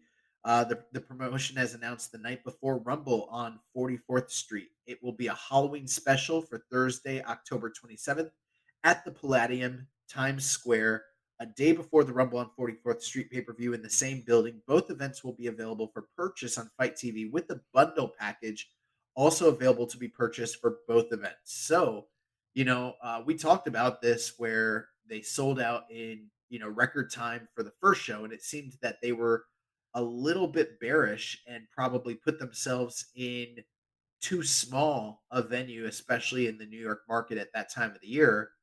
And I think they're trying in some way to potentially rectify that by adding a second show. The only issue I have with them adding the second show at this late of a date without a forewarning is for all the people that maybe their, travel plans don't correspond with this. It kind of throws things like wonky, Yeah, it's like if you were just expecting to come in to New York City for that, the main 44th Street pay-per-view, and then all of a sudden this one kind of gets spring. It's like, do you have the availability, the money, the time to go to that show. I know they've sold some tickets for the additional night, but it hasn't sold out yet. So I guess we'll see if that sells out as well. But yeah, I definitely think they went too small on the building, especially in that New York market, a big wrestling city. Obviously, they shouldn't have done Madison Square Garden. That would have been too big. But I feel like there were some other arenas a little bit bigger that they could have done just a one night show and got a bigger house. Yeah, well, the other thing too is you're asking the individuals that are there who are already paying for a ticket to now double dip and pay for a second ticket, Hmm. as opposed to if you were selling just one large venue the first time, it wouldn't be the same people paying double the price unless they had higher ticket prices. You would assume it would be more people paying. So you're kind of getting, I don't know. Hopefully the shows are good, obviously. I haven't been very high on some of those Fight TV productions for good reason. Although they did seem to work the kinks out the last, couple pay-per-views, largely. But yeah, I don't know if this was great marketing. Plus, after all the like hype about the first show, it's big return to New York. We're gonna have Stardom featured, and they sold out on the hype, but there's no card attached to it. Then the buzz was, well, they were, too conservative, and we don't really know what we're getting. And I feel like maybe some of that after effect of what occurred after the first sale took place might also be causing some people to be like, "Oh, let's just wait and see what the card even looks like before I buy these tickets." Right. I also think it stinks too, just for the watching consumer who's going to watch this pay per view. Now you have to buy two pay per views instead of just one. Yeah, or you could look at it at a more optimistic view. You get to buy two pay-per-views. Yeah, there's also sometimes the first show uh is like seen as inferior, like a preview. Yeah. And if you're like, "Damn, I didn't get to go to the first show, but or to the big show, but I get to go to like its little brother the night before." But I don't know. I just think that there's some things there that might cause the general public to not be so inclined to jump on those tickets right away. And this isn't us being critical. Like, the numbers don't lie. They didn't sell out immediately like they did for the first show. Right. So, hopefully they do well there, and hopefully those shows are good and fun, and can't wait to see them.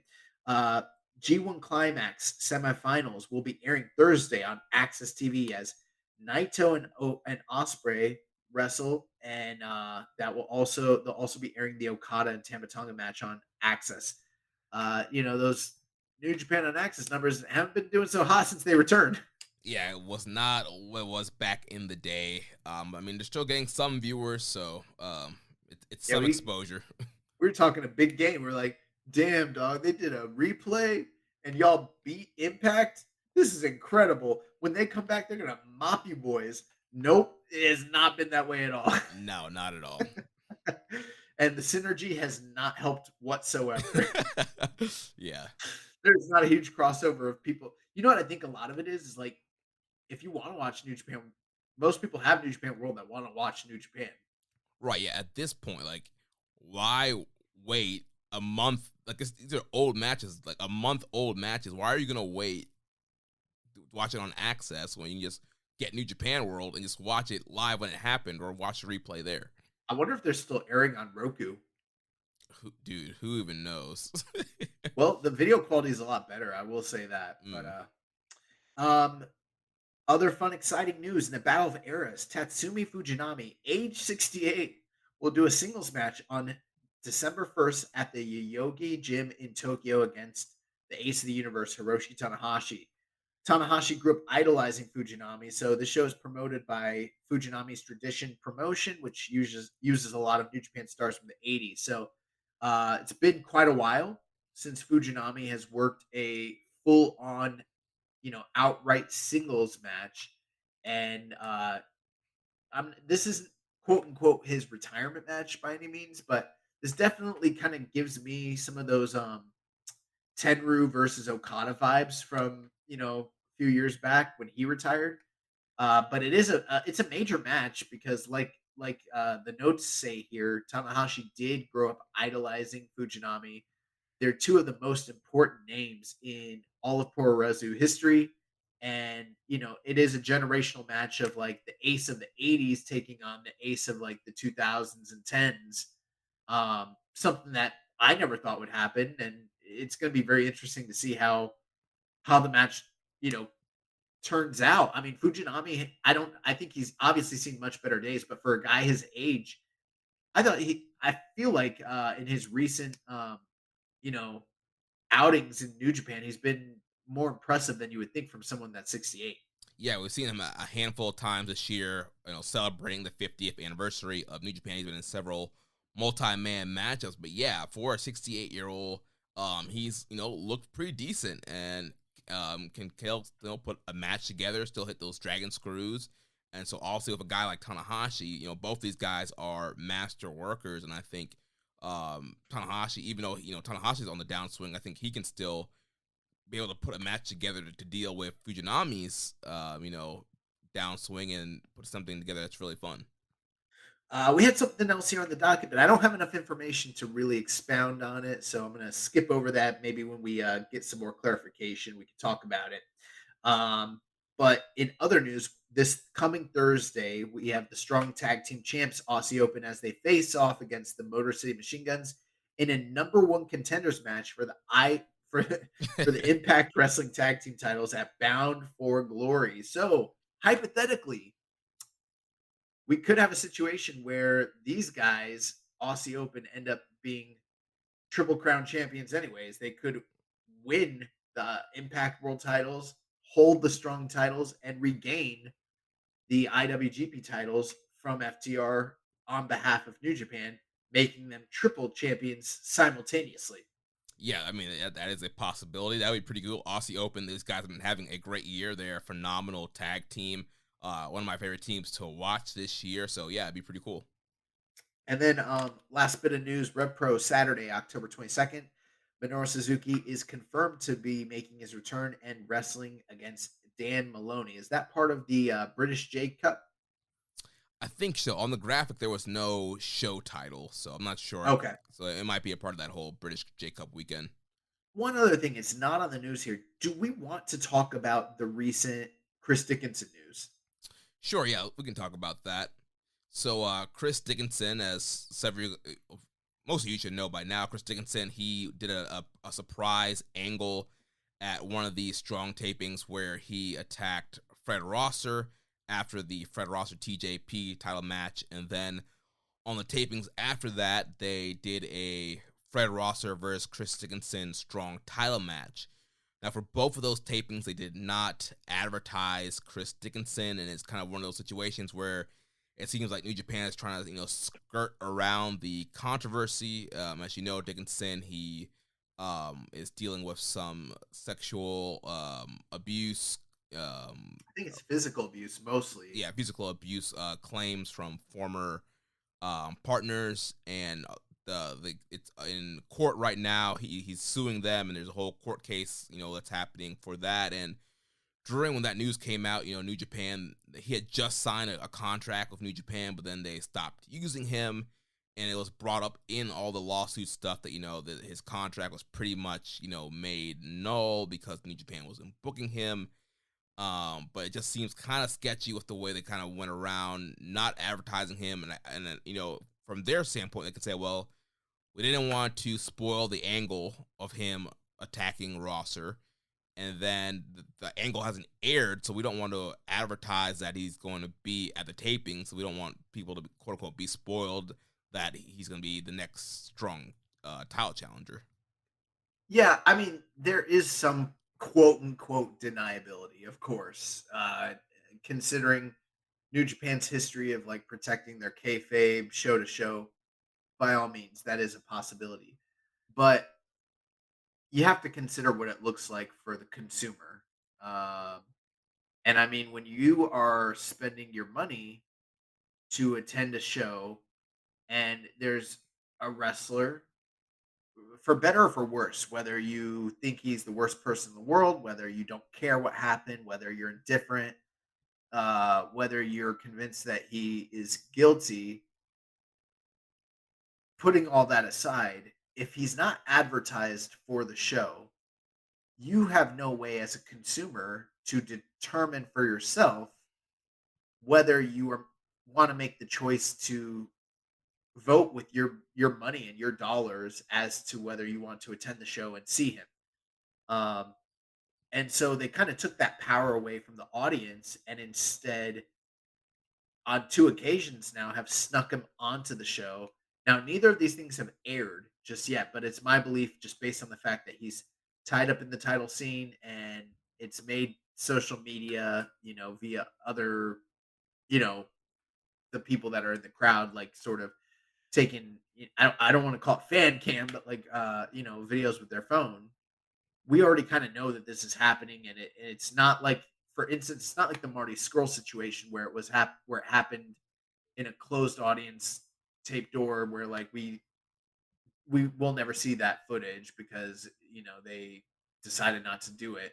At this point, it's like it's Fred Rosser, it's the strong title, and hundreds and hundreds of people in both occasions saw the angle play out. So I assume that they're going to move forward with it. So I do think that that's kind of scummy, whatever their reasoning was, one way or the other, that the audience wasn't given the opportunity to make that decision for themselves as to whether they want to support a company or attend a show that has someone that potentially is a perpetrator of domestic violence. Right. And, from New Japan's side, maybe for them, maybe they have enough evidence, or maybe because of the court case, or maybe because he hasn't, been arrested, or, legally, quote unquote, hasn't done anything wrong for them to not use him. Right. Fine. If that's what they think is the case, fine. But at the very least, you need to advertise him then. If you guys are going to use him, just go ahead and advertise him. Because like you said, then you give the ticket buyer an option. If somebody doesn't want to go to a show that's featuring Chris Dickinson, somebody, accused of alleged domestic abuse, then they have the choice of not buying that ticket, not going to that show. But then to do these shows, advertise all these stuff, and then not mention him at all, and then all of a sudden you get a surprise angle and then a surprise title match. It's like, it's just not right. Yeah, and there was something in the litigation that, like you kind of alluded to, where he was saying that these allegations that have come out against him have affected his professional career, which no doubt they definitely have. Um, but he sort of said that they affected his contract with New Japan. Um, I can't say this for certain. I mean, we don't really know what kind of contract he may or may not have had. We do know that there are various different kinds of agreements that New Japan has with their various talents, especially when it comes to the US side of things. But it sounds to me like he may have been signed to like a per date deal, you Right. know?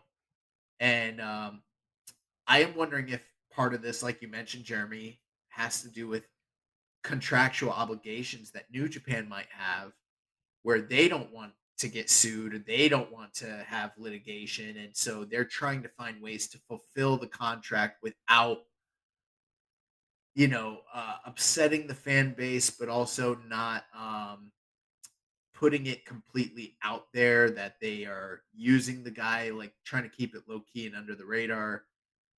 At the same time, one thing you didn't mention is maybe they are cutting ties with him, and this is their way of like jobbing him out of the territory, quote unquote, and Right. kind of writing him off so that they're not going to use him going forward. Right. Burning the dates on on that contract so they can kind of wipe their hands of him officially. Right. Now, make no mistake about it. When we offer these explanations, these are not excuses that we're presenting to you saying why New Japan is potentially in the right here. Because I don't have enough information to say whether they're completely in the wrong or not.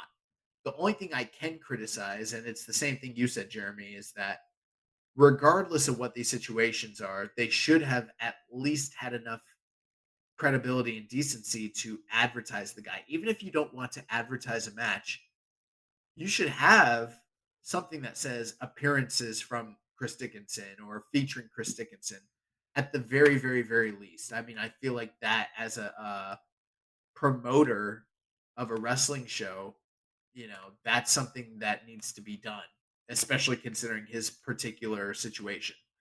So I guess we're going to keep following it as it unfolds, and it'll be interesting. But all the situations that both of us kind of presented, I think they're all plausible given the history of New Japan. I mean, it is possible that they don't care.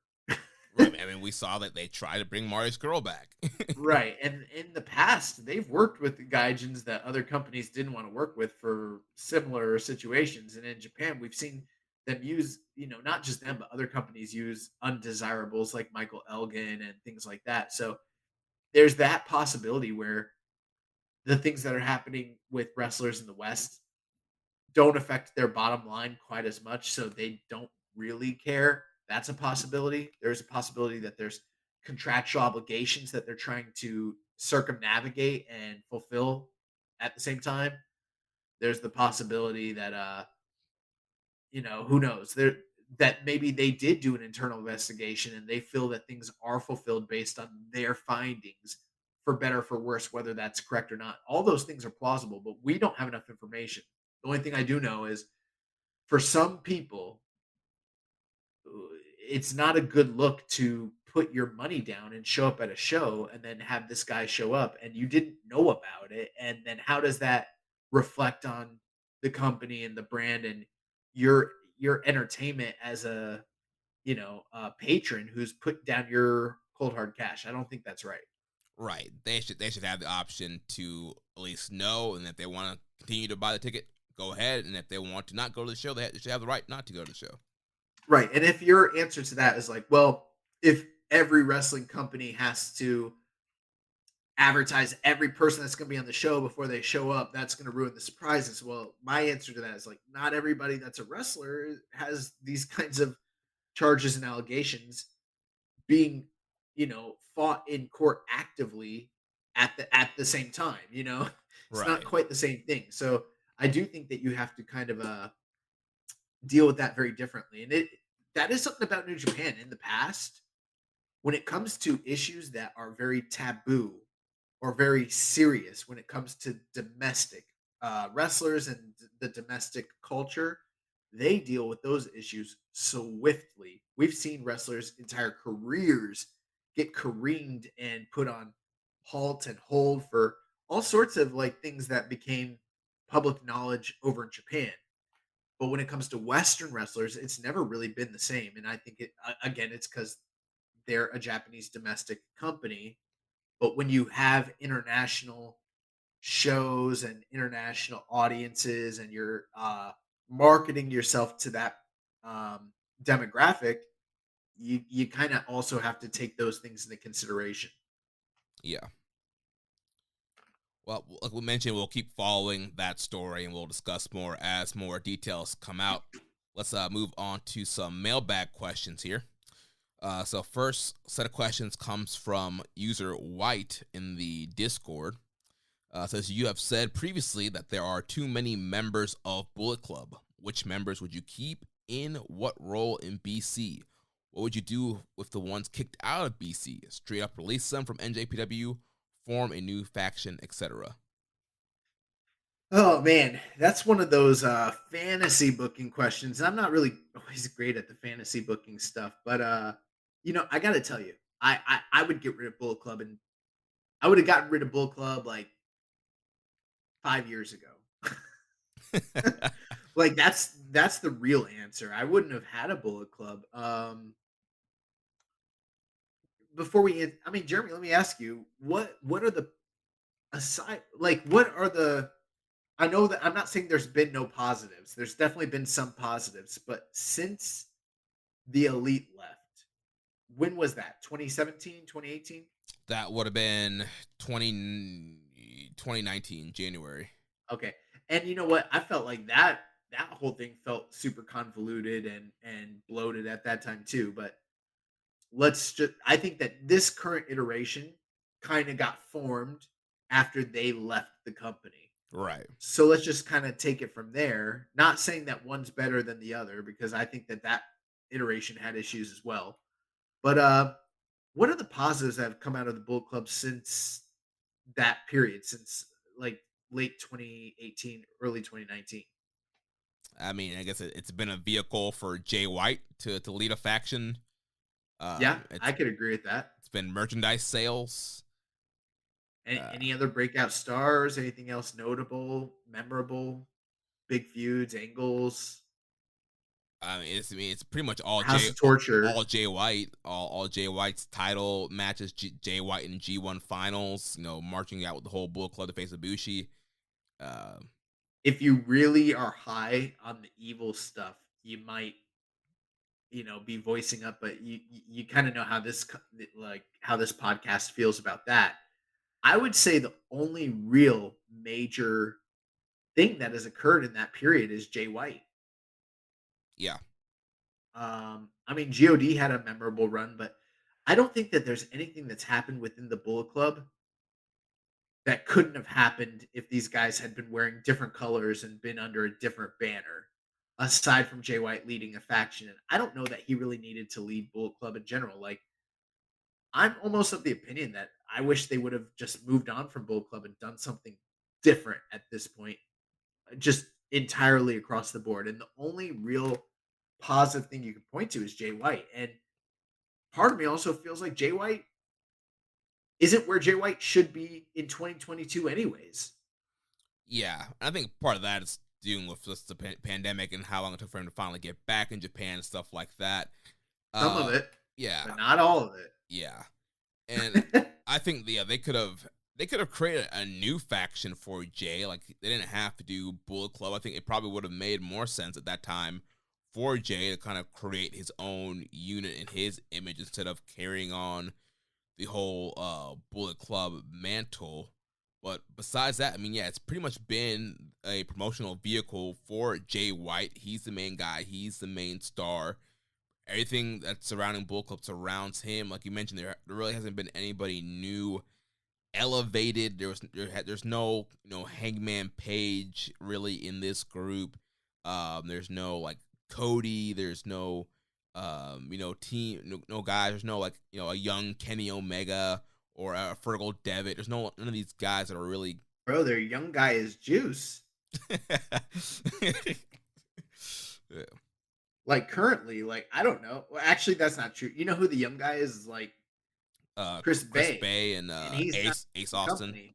Yeah, like the two guys that aren't even in the company, like working for the company currently, are like the big guys in the group right now. Well, let's just take a look at like see who's still in the group. So you got Fale, Owens, Dick Togo, Evil, Ghetto, Kenta, Sho, Ishimori, Yujiro, Ace Austin, Chris Bay, Doc Gallows, Hikuleo, El Phantasmo, Jay White, Juice Robinson, and Carl Anderson. God. I mean, right off the bat, I'm cutting House of Torture. All four of those guys can go. See, and this is why it's hard for me to answer and why I went on that little bit of a rant, because I feel like Bullet Club as a vehicle has really ran its course entirely. So it is hard for me to really, could I soup them up by picking out the members I think would be best?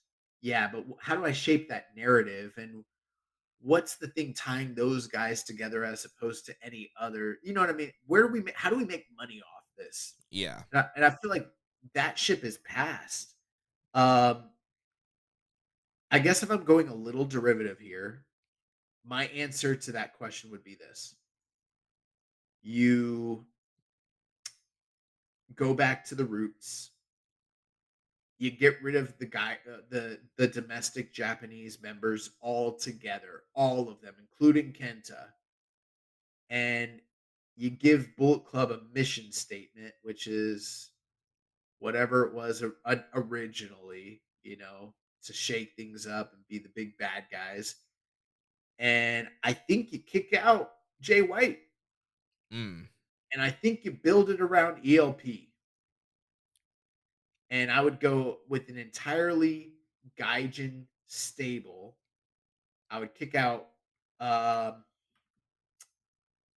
but then who are you left with at that point?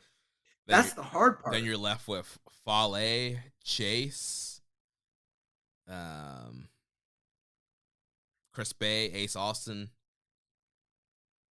Hikaleo. All I can tell you is I would build it around ELP. And you might want to pull some guys into the group and kick a lot of guys out. I honestly feel like Bull Club is one of the most fucked up groups in the entire company and like hard to salvage. Yeah, I mean, it's just over bloated. You have a lot of guys, like Udro just kind of hanging around, Balak, Fale. Yeah, I mean, Like people are really critical of Chaos, and I see why for sure. And I think Chaos has largely run its course as well. But at least they kind of make sense.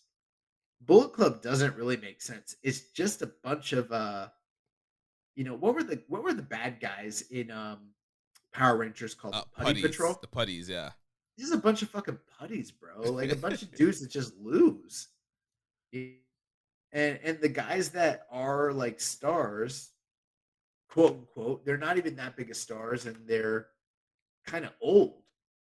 Yeah, Even like Ishimori and Kenta. So yeah, I don't know. I don't know what you do with this group. I would disband it. yeah. Sometimes you need to do addition by subtraction, and I think you need to just Bullet Club is that was a 2013 thing, man. Like it's done. Yeah, for me, I cut House of Torture. I get rid of the Good Brothers.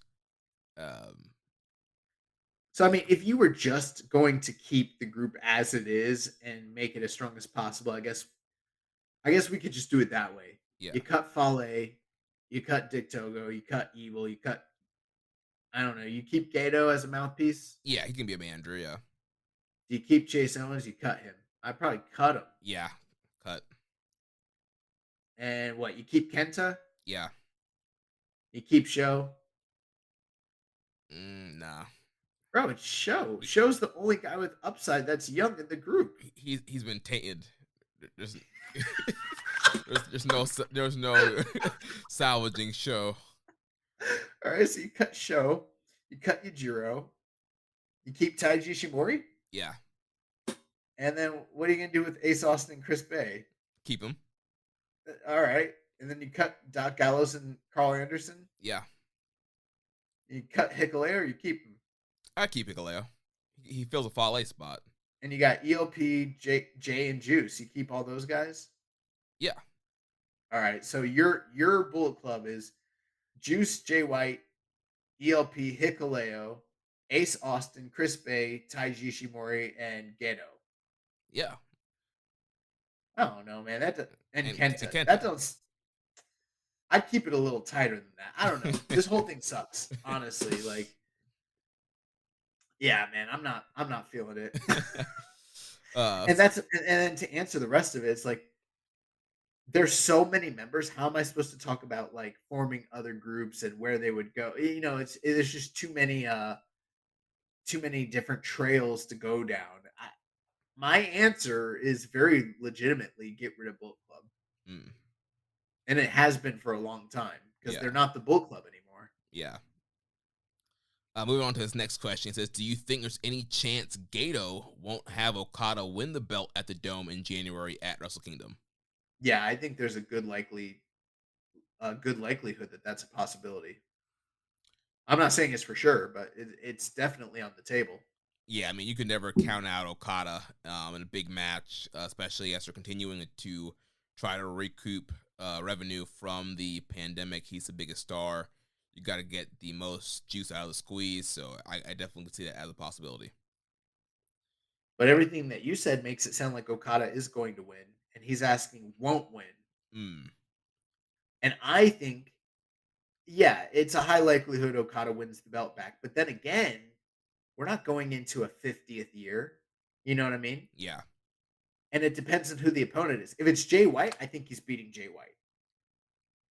But unless you want to do a third Wrestle Kingdom match with them and you set up that story like, you know, uh if you had Jay White win, you could do a story where it's like, okay, Jay comes in as champion, right? And it kind of mirrors the Wrestle Kingdom 9 match between Tanahashi and Okada, right? Right. And what happened in that match? Tanahashi, the old guard, won and told the young stud, "You're still not on my level."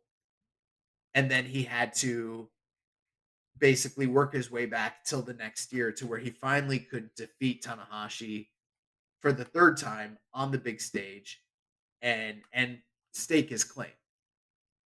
Well, we've already gotten Jay White and Okada once previously, and Jay White beat him. So if he did it this time, you think that Okada's in the Tanahashi role, but what if they subvert that narrative and it's like he loses to Jay White again? And it's like the only guy other than Tanahashi that's like beat him twice in the dome back to back. Now it's like, damn, like he can beat Jay White, but he can't beat Jay White in the dome. And then Jay White's been able to be like, I'm the only guy that's beaten Okada so decisively in the dome, blah, blah, blah, blah, blah. And then there's juice for them to do a third match either the next year or in several years, that how they love to do trilogy matches. Yeah. There is the possibility of that happening. Yeah, I definitely could see that. Yeah, with Jay kind of being the one guy that really has Okada's number time and time again. Yeah, that could be the way they go. And for everyone that's like complaining about how Jay should be a bigger star, they need to invest in the guy and go with him. What better way for them to go with him than to have him like upset the expectations and have him beat Okada on the biggest stage? I mean, if Okada beats him again, that's expected. If he beats Okada, now they got a story. Right, and it'd be a pretty big deal too, having a foreigner win in the main event, leaving with the championship closing night. Yeah. There's also the possibility, I'm of the opinion that we might see Naito regain the title between now and Wrestle Kingdom. Could Naito be the guy that goes in with the title and defeats Okada? Yeah. I think that's a possibility. Yeah. So, moving on, next question here from RIJJJ says, you can only keep two. His name's Ridge. You can only keep two: Will Ospreay, Jay White, or Okada. Bear in mind, Okada probably has less years left in him. Who are you picking? Ospreay and Okada. What are you talking about? That's easy. That's like the easiest question we've ever had. Yeah, I would choose Ospreay and Okada. I love Jay, but I mean, Ospreay and Okada are just incredible. I really like Jay White too, but it's Will Ospreay and Kazuchika Okada. What's this is like asking like, okay, you got Rock and Austin and then Triple H. And keep in mind, Rock and Austin only got a couple years left on them. Who you keeping? Rock and Austin. Keeping Rock and Austin. What are you talking about? Oh, man. But Triple H is going to be around for a decade. Yeah, I seen it. It's not good. I want Rock and Austin. Austin will be back. Less Commission 7252. If you guys were to have your big first breakout singles match in New Japan, which competitor would be your number one choice? I would have to choose Robbie Eagles. I'm confused. Is he asking who I want to have a breakout match in New Japan if with? If me and you were wrestlers and we got signed by New Japan, who would you want as your first breakout singles match? Is that what he's saying? Or is he asking for one of these guys? Like, is he saying that Robbie Eagles needs to have a breakout standout match? Okay, I see what you're saying. Do you see what, I don't know what he's asking one way or the other. I don't know if he's asking for us to be the wrestlers or for us to pick a wrestler to have the standout match themselves. Gotcha. That's like a true quote unquote star making performance. Right. I think it might be the second one. Yeah, because I'm like, why is he? Because I don't know who I would want. I'd be scared to wrestle anybody in New Japan. I mean, I mix it up with Shingo. Yeah, right. Get I would never. got a great first match. If I had to pick anybody, it would be Ishii, just because it's Ishii and you know it's going to be good. Like you could really suck and it's still going to be good because it's Ishii. So Yeah. better, Uh, better safe than sorry. but as far Um, as somebody on the actual roster that needs a breakout match, ooh, probably Phantasmo. mm, that's a good one. Um, I'm gonna say Great Okan. That's another good choice too. And I think those are two guys that they're heavily invested in that really haven't had that quite yet. I mean, they both had very good matches, but especially the Eagles ELP ELP match. match, but on like that big stage where everyone's seen it and it's really mattered and it's been a big deal, it hasn't happened yet for either of those two guys. Yeah. He also asked, what shapeshift teams could we expect in this year's World Tag League? Tanahashi and Young Lion. Uh, Probably, yeah, because there's no Hanare for Tanahashi to team up with. Yeah. So maybe Tanahashi and his clone, Yuya Uemura. Dude, that would actually be pretty cool. I don't know. Yeah, I can't. Nothing really. I feel like a lot of guys are gonna be. You can get Great Bash Heel. You're gonna get Bishamon. Like it's gonna be like 10 Bullet Club teams. I think it's gonna be a lot of the same teams that we're used to seeing, and I don't know. I'm never good at predicting the World Tag League teams. It's never what I expect. His last question: do you guys think that the fans in the U.S. are the most selfish people in the wrestling industry right now? I I guess I don't know. How would I answer that? I don't know what people in other countries and in the wrestling industry are like. Yeah, I'm trying to think. Is there something recent that happened that's making him think that? I think it's definitely possible because of the excesses of North America and the United States and the entitlement of wrestling fans, and you see the tribalism that is deeply embedded in the AEW and WWE fan bases and the nonsense that goes on with their, these audiences and the behavior that you see online. Sure. But it's hard for me to be the one to decide that they are the absolute worst when I don't speak Japanese. I don't know what the Japanese domestic audiences, do I think they're probably as bad? Probably not, but I don't really know. Yeah, I mean, just based off of Twitter comments, I would say maybe the U.S. could be more selfish. I feel like the whole Okada thing, the Japanese were like very like happy and excited that he won, where Western fans were complaining.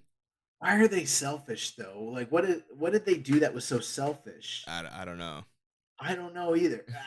Here's the thing. I don't really engage with wrestling fans that much. If you guys will send us a donation, we'll engage with you, our fans, for sure. Tell us what you want. We'll hook it up. But I don't know. Yeah, I I have don't no know. idea. Moving on to One way I will say that people are selfish or greedy. A lot of these fans are living through the greatest period of professional wrestling in North America that has ever existed, ever on television. And the amount of accessible wrestling that is available week in and week out, whether it's from Mexico, whether it's from the Indies, whether it's from one of these minor majors like MLW or Impact or whoever, whether it's WWE or AEW, there's wrestling on every night of the week. And then there's streaming services so you can access New Japan and Noah and Rev Pro Pro. Wrestling Wave and all these companies from literally from across the world, everywhere, whenever you want. It's accessible to everybody, and people are always fucking complaining. They're just always complaining, and no matter what you do, like for instance, I was listening to Talk Is Jericho the other day, and he was talking about how like wrestling fans just complain And he's like, and you just kind of have to live with it because they don't know what the fuck they're talking about. And he was like, how do I know this? He's like, they complain about everything we do in the build. We give them all these great matches. They complain the whole time. And then when it's over, they're like, that was great.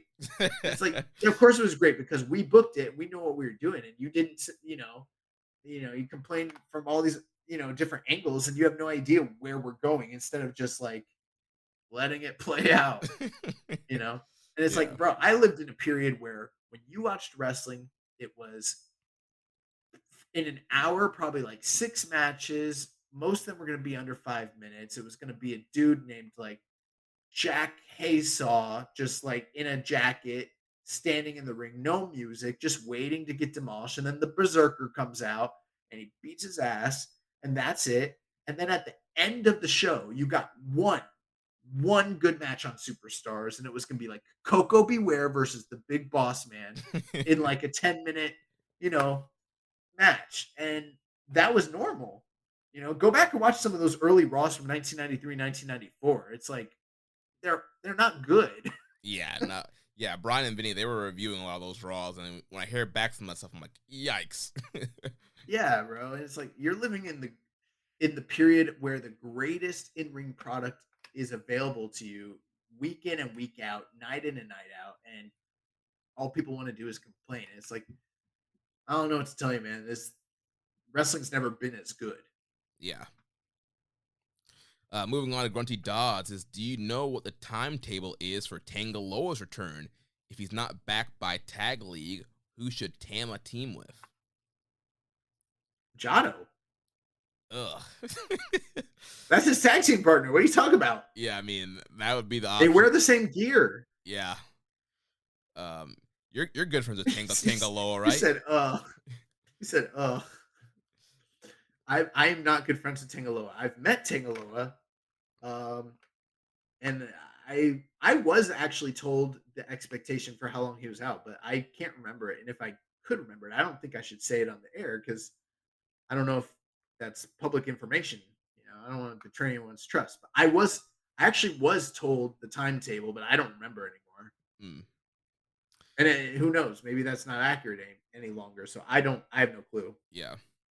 He also asked, which question do you prefer to get? Who was the mole in Chaos, or what's Hanare's workout routine? Next question. Let's move on. That's also up there. He missed out. When will women come to New Japan? Well, that's actually happening now.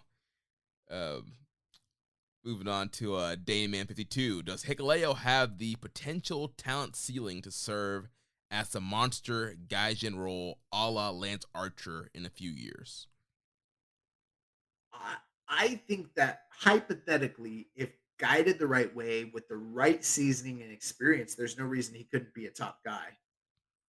Yeah, I mean, I don't think he has to be limited to that particular archetype. Yeah, I mean, he has the size, he has mobility, speed. Like, he's a very talented guy, and he's been improving a lot. So if he continues to improve, I think, yeah, he could surpass just being that Archer guy that squashes some people, but then ultimately eats the big L to whoever the ace is at the time.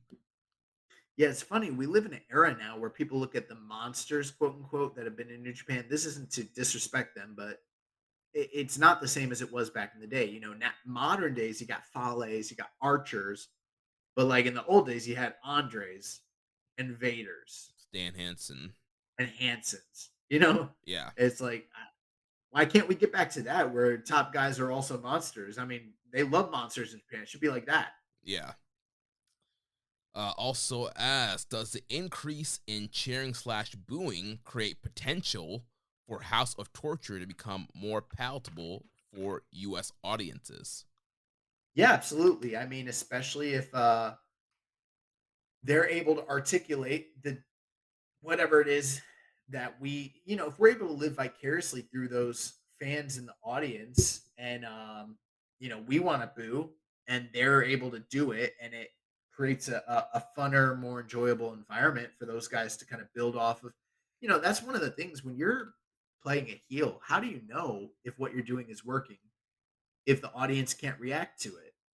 You really don't. You're just hoping based off of theory that and that it's effective, and you don't really know. They will become a more effective heel unit as the audience is able to articulate their either approval or disapproval of what they're doing, regardless. And that's better for everybody across the board. Right. It's similar to like what Jericho's been saying, during the pandemic when he was wrestling Orange Cassidy, and Orange Cassidy is like, did I sell that move too long? He's like, I don't know. There's no crowd to react to let me know if you sold it too long or not. And so similar thing here with House of Torture. The whole question was, how do we know these guys are getting over? How do we know this whole act is working? And now that we're getting some shows that allowing for cheering and booing, and they're getting booed, like there actually seems to be over as a heel act, and it does make their matches easier to watch when you have the crowd booing them, when they are doing things to get heat and they're actually getting the heat. They're getting the crowds to boo them, give them the thumbs down, chanting for them to go home. It does make it more entertaining. It makes what they're doing actually start to make sense because they're getting that reaction that they're trying to get, versus when they're doing all this stuff, they're trying to get heat and people just kind of sit there on their hands because you really don't want to clap for cheating, but there's nothing else you can do. His next question: who does Naito fight at Wrestle Kingdom? Well, there's a big part of me that still is hypothesizing with no real evidence to back this up. I'm just thinking of booking patterns and business. There's a good possibility that he gets into title contention and defeats Jay White for the title, thus fulfilling the whole promise that him and Okada made to one another that they're going to face off at Wrestle Kingdom in the main event of the Tokyo Dome. I feel like there's a lot of reasons that might be the most likely scenario. If that didn't come to pass, then all bets are off. I mean, I don't know. I guess maybe you could do Tanahashi and Naito in the Dome again for the Never title. What about a Naito Ospreay rematch for the U.S. title if the Omega Ospreay thing falls through? Yeah, well, we really don't know what's happening with Omega, and we don't know if they were even fully planning on ever doing that in the Dome anyways. I mean, given the way Tony Khan has behaved about certain matches, namely the Tanahashi and Moxley match, it's hard to know if he would even let them have a match of that magnitude first time in Japan or not. So yeah, there is something to that, and we did see them have a fantastic G1 match. That's possible, but I'm still holding out hope for that Kenny match. So Yeah, that's why I don't we want all to put are. my I don't want to put my stamp of approval on that before it's a done deal. Yeah. I don't know anything else you can think of. I mean, I don't know. Yeah, I think Okada is the number one choice for me. And then it would be Ospreay to follow up, get the win back from that U.S. loss or that G1 loss on semifinals. Besides that, I would say if it's not those two, maybe an outsider, somebody from AEW. I don't know. I don't. There's also you could have Naito be in that de facto number one contender match at Wrestle Kingdom. They don't ever call it that, but there's always that big non-title singles match that leads to the first title shot at New Beginning. Yeah, that's true. Yeah, they could do something like that. I'll throw out a really off the wall, very unlikely to happen. Kota Ibushi. Oh, I would cry. Oh, speaking of which, I mean, I know we're not in the news anymore, but like Kota Ibushi and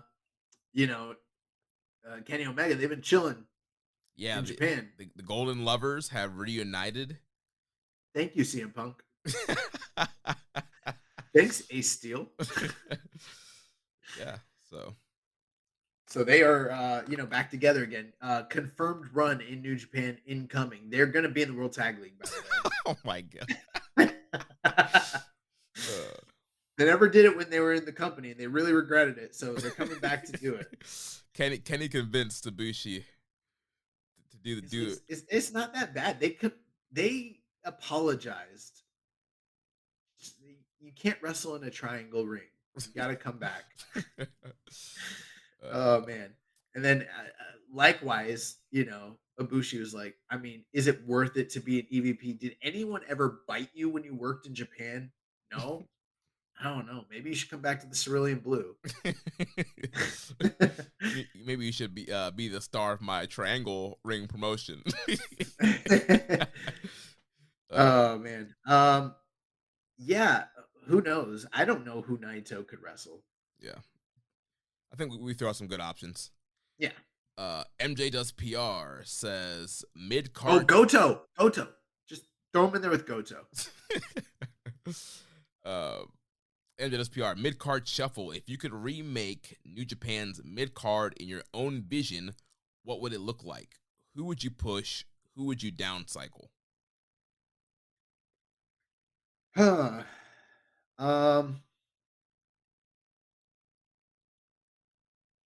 don't know, man. That's hard. These are such open-ended questions sometimes. Um, if there's anybody, I mean, I guess what are we defining as mid card? Are we talking about people that see? I feel like New Japan's mid card is very ill-defined currently, anyways. Yeah, I feel like because you could quote unquote classify like Will Ospreay as a mid card because he's holding the U.S. title, but he's clearly a main eventer. Right. And I don't feel like the Never title or the US title really fulfill the role of being a mid card belt right now. Yeah. It used to be with the white belt, there was degrees. It was like that upper mid card where guys that were on the cusp as well as top guys could all wrestle in that realm.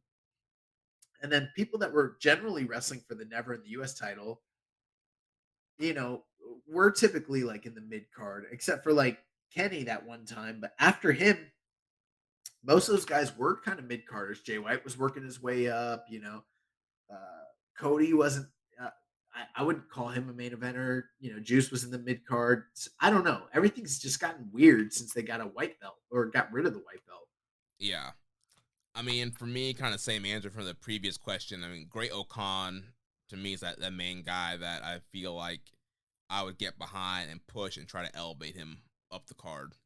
Me too. But then the question becomes, how do you do that when these titles don't have that defined structure of fulfilling that role, Yeah.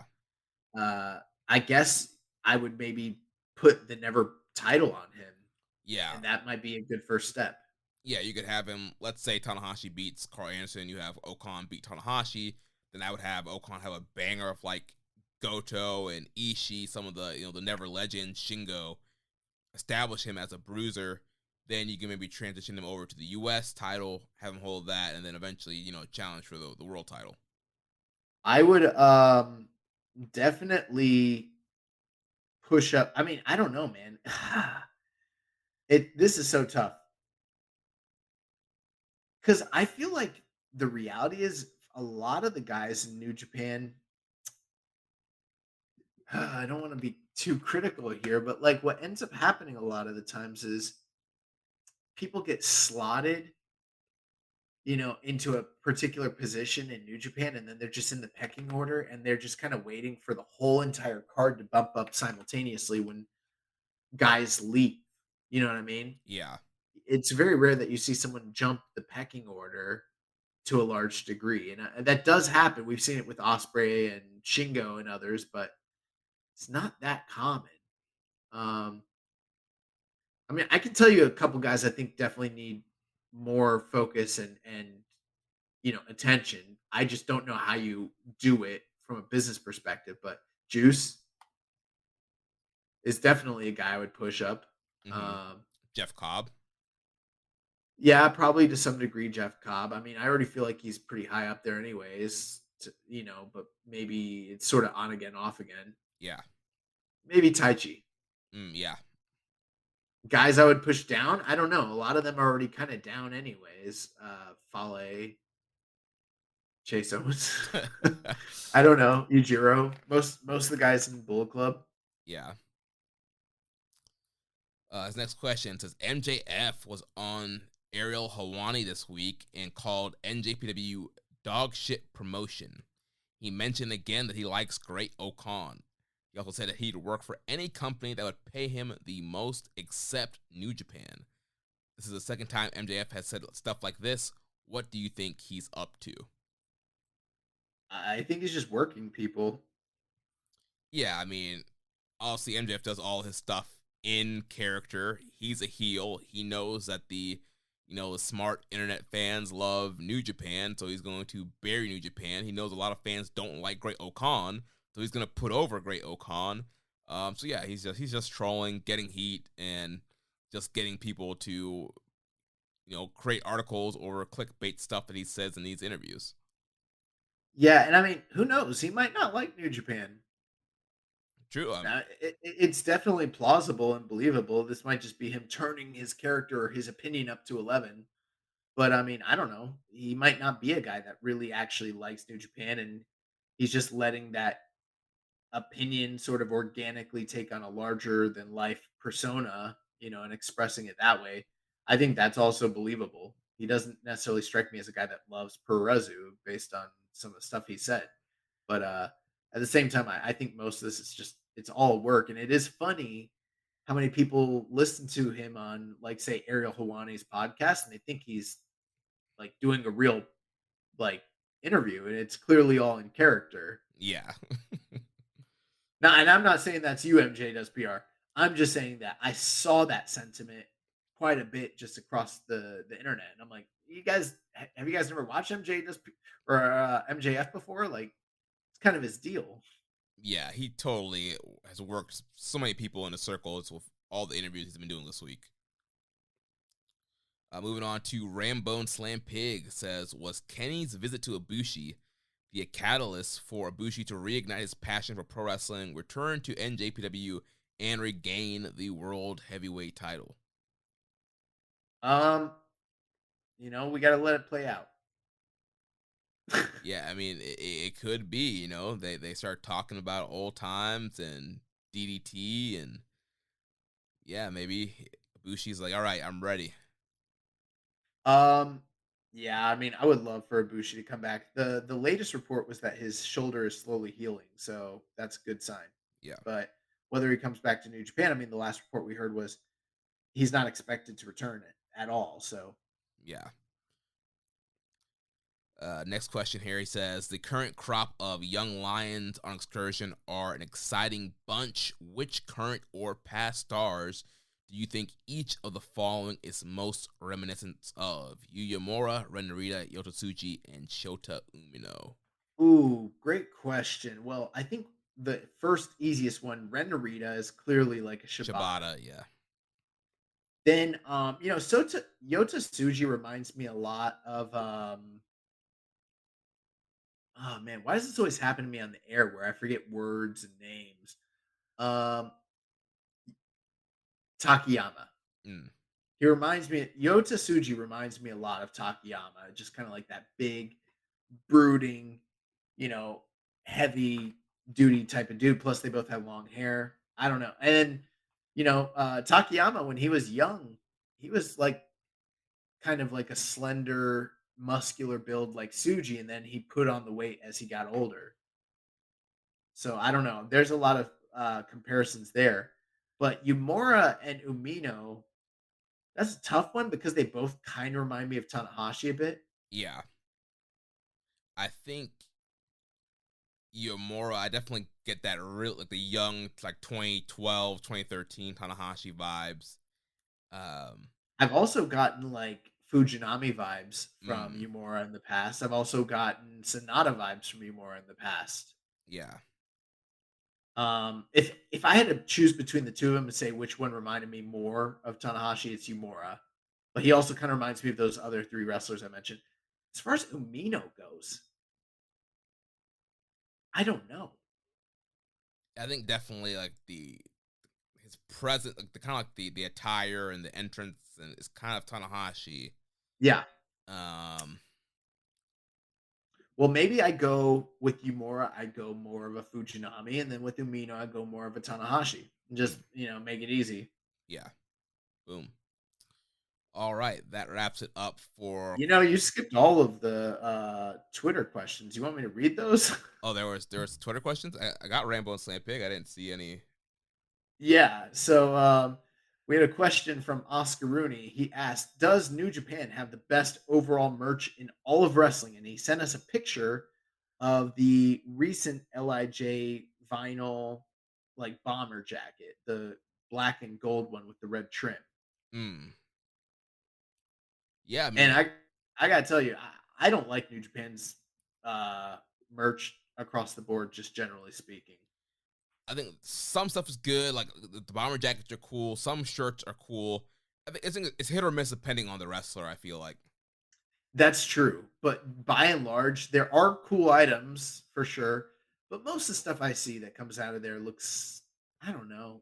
I don't know if it's a cultural thing, but most of it to me just doesn't look very cool. Looks kind of lazy. But then again, maybe I'm the wrong audience. I don't like most wrestling merch. I do like wrestling merch, and even I don't have a ton of New Japan. I have a bunch of Lion Mark shirts and I Bullet. love the Lion Mark shirts. They're timeless. Yeah, I have a bunch of Bullet Club shirts. But like Tanahashi's merch is not really great. Ishii's merch is not great. Like a lot of my favorites, like don't really have the best design merch. I've noticed that their hats and jackets and hoodies seem to be cooler than Yes. but like their shirts. I don't really like the shirts very much. Yeah. Also, they overcharge. Well, maybe they don't overcharge, but maybe it's because of an international thing. But like generally speaking, their merch is so much more expensive than everyone else's. Yeah. On the Tokon shop. Well, even like when they come to town, Oh yeah. like Live event. when Yeah. yeah, when they're charging live events and they have domestic shit, it's like so expensive. Oh man. Next question from Mark O'Brien, Mark Nato, 1990. He said, "What are your favorite types of finishers? Slam/grapples, strikes, top rope dives, submissions, and what is your favorite of each in New Japan?" I like submissions because the crowd really gets into it and it's not as predictable that someone wins after hitting it. That's a good question there. I think for me, I think strikes can be good finishers because I feel like you hit the big strike, it can kind of come out of nowhere. I don't really think anybody really has a finisher. Well, I guess the hidden blade for like Will Ospreay. It's really devastating, and it just kind of comes out of nowhere sometimes. I like them all. I can't lie. Like, there's not one that I like more than the other necessarily. Maybe that's me cheating a bit, but you know, I like when guys come off the top rope. I like when guys tap a motherfucker out. I like when someone gets knocked out. I like when someone gets hit with the last of the dragon. Like, I like this stuff. Yeah, I mean, you can't go wrong if you have the right move in all those categories. What is your favorite submission hold finisher in New Japan? Let's see. Trying to think right now who all has submission finisher. I mean, there's not really a ton of submission finishers in New Japan right now. I feel like. Yeah, I'm trying to think got, of them. You got like the skull end, which I hate that. Yeah, I'm not a big Skull and fan either. I like the stretch plum that Taichi does, Yeah, but it's not all his finish though. for me, it's probably got to be one of Zach's finishers. But Yeah, they're so crazy. I don't ever know what to call them because they have weird names and stuff. yeah, Uh, but I mean, that'd probably be my answer. Is just Zach tapping people out. right. Zach is grabbing a bunch of body parts and twisting them. um, favorite top rope finisher. I think for me, it's still high fly flow. Regardless, so you can do whatever you want to do. I like the high fly flow. Yeah, I think right now there's not a whole ton of top rope finishers. I feel like most people are really kind of grapple based right now. Yeah, high fly flow. I can't. Nothing else is. Oh, Jonah's splash is pretty cool. I can think of a few. Watto comes off and does The RPP. Yeah. yeah. There's definitely. I mean, ELP's Star Kiss 86. yeah. There's lots of them out there, but I mean, high fly flow is a high fly flow. Yeah, that's like The ace finish. As far as a strike finisher, I mean, I think we're both probably gonna say Hidden blade. the hidden blade. I mean, that thing is just so devastating looking, Yeah. and I can't think of a. There are some really great strikes in New Japan, but that's like the one that's like holy crap. Yeah. And then finally, like a slam or a grapple, which is, that's your traditional big finisher in New Japan. What's your favorite? I'd probably say Last of the Dragon right now. Yeah, it might be Last of the Dragon. I don't know. It might just be Rainmaker. Mm.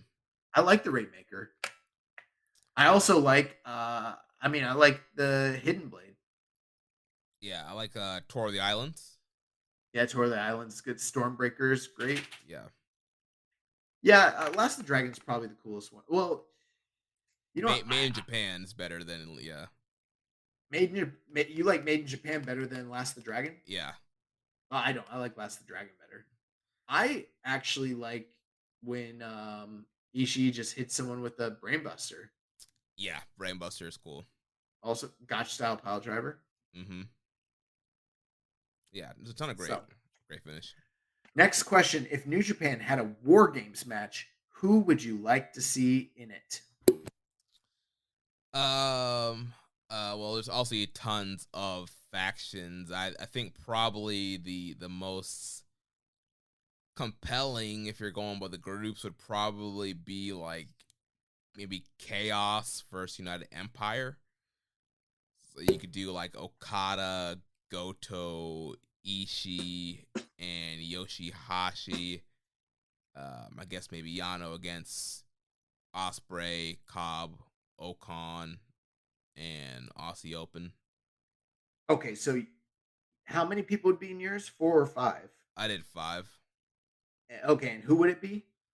So it'd be Chaos, it'd be Okada, Goto, Ishii, Yoshihashi, and Yano against the United Empire team of Will Ospreay, Jeff Cobb, Great Ocon, and Aussie Open. That's a good one. Dang, that's really, really good. This is my favorite like match type is the War Games match, but I haven't put too much thought about who should be in one of these things. I think I would definitely do LIJ though. Mm. And so that means that would make it pretty easy because then you've got Hiromu, Shingo, Naito, and then Sonata. and Sonata. And if you wanted to get cute, you could throw in Bushi. It's up to you. Or you could do the 4 guys. And then I would probably do them against either Chaos or United Empire. I might go United Empire. Yeah, that sounds great, actually. Yeah, LIJ United Empire. Yeah, and I mean, then you have Osprey, Ocon, and Cobb, and what's his face? Hanare. Hanare. I mean, you could throw in the Aussie Open if you want to, but I feel like if you keep the original 4 guys, they're pretty fucking awesome. So Yeah. And then if you want to throw the kicker in, I think I'd just keep it to those 4. I think I would keep it the 4 main guys from LIJ and then the original 4 guys from United Empire. That'd be my match now. That sounds great. Awesome. That I wish that could happen. It's never going to happen. So, next question from the Broken Poet 1. He said, probably too late, but what's the deal with UK show being on tape delay? I know Fight was terrible the first time, but NJPW could have covered it live, right? Even the Fight stuff is getting a bit better. So why do you think it's on delay? Bash. Yeah, I'm not sure. Yeah, it's going to be on video on demand on New Japan World. Not sure what the reasoning is for that. Maybe there were some production costs, maybe that New Japan just wasn't willing to front to get a stream live, whether it be on World or through Fight TV. And maybe they thought it's just better if we record it live at tape and then have the ability to edit it and make sure it's all good and put it out afterwards. Besides that, I can't really think of any other reason why they wouldn't just straight up do it live. Yeah, I think all those are plausible. We don't really know, but considering how many issues they had last time they did Royal Quest and all the issues they've had with Fight since then, I'm guessing and then also the issues they had with the last Nashville show that was on Fight as well. Probably tells me that they're like, you know what? Instead of losing money by having to pay refunds and having people unhappy, yada yada, maybe we should just tape this thing and make sure it's compiled and put together and presentable when we actually charge people for it, as opposed to giving people a subpar experience out the gate and, you know, having them pay and having a reputation messed up and blah blah blah. Yeah. I think that's possible. So we'll have to wait and see. And I think that is going to do it for the questions this week. Nice. Yeah, sorry for those Twitter guys that kind of came in last minute there. They didn't double check them. So You're welcome, boys. thank the young boy for putting you guys over this week. So yeah, so that's it for the questions. Let's close off here with recommended match of the week. So last week for the excursion match, I recommended Jun Kasai versus El Desperado from Taka Taichi Despi Mania. Okay. Well, Jeremy, did you get a chance to check this match out as well? Yes, I did. Okay. So, I mean, I kind of gave a quasi brief review last week. But what were your overall thoughts? And then I can kind of like pipe in as well. This match was absolutely insane. These guys were just doing the wildest, craziest stuff. And it's it's your death match stuff with the skewers. They had the the board with like the cans that are cut up and doing moves onto that.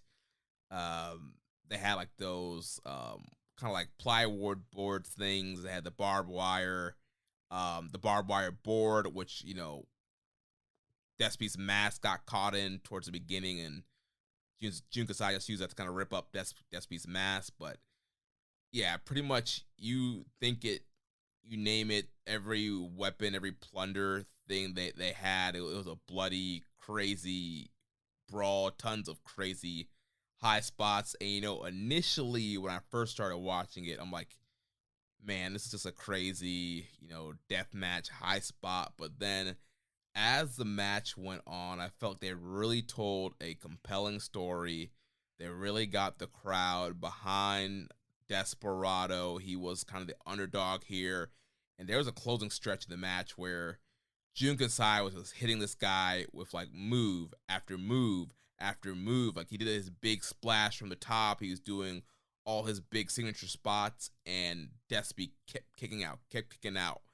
And you're like, oh, like it kind of felt like one of those closing stretches where, oh, Jun's going to put him away by hitting a really big move. And he keep hitting bigger moves, but Despi would keep kicking out, which led to the closing sequence, and eventually Desperado kind of getting the big win after hitting the J Driller and then hitting the Pinche Loco. Yeah. You pretty much summed up my thoughts on this match. I was just so wowed and impressed, but also kind of frightened and taken back all at the same time. I mean, I'm no stranger to deathmatch wrestling, but it's not necessarily my forte or something that I'm in love with. It's not something I regularly watch all the time.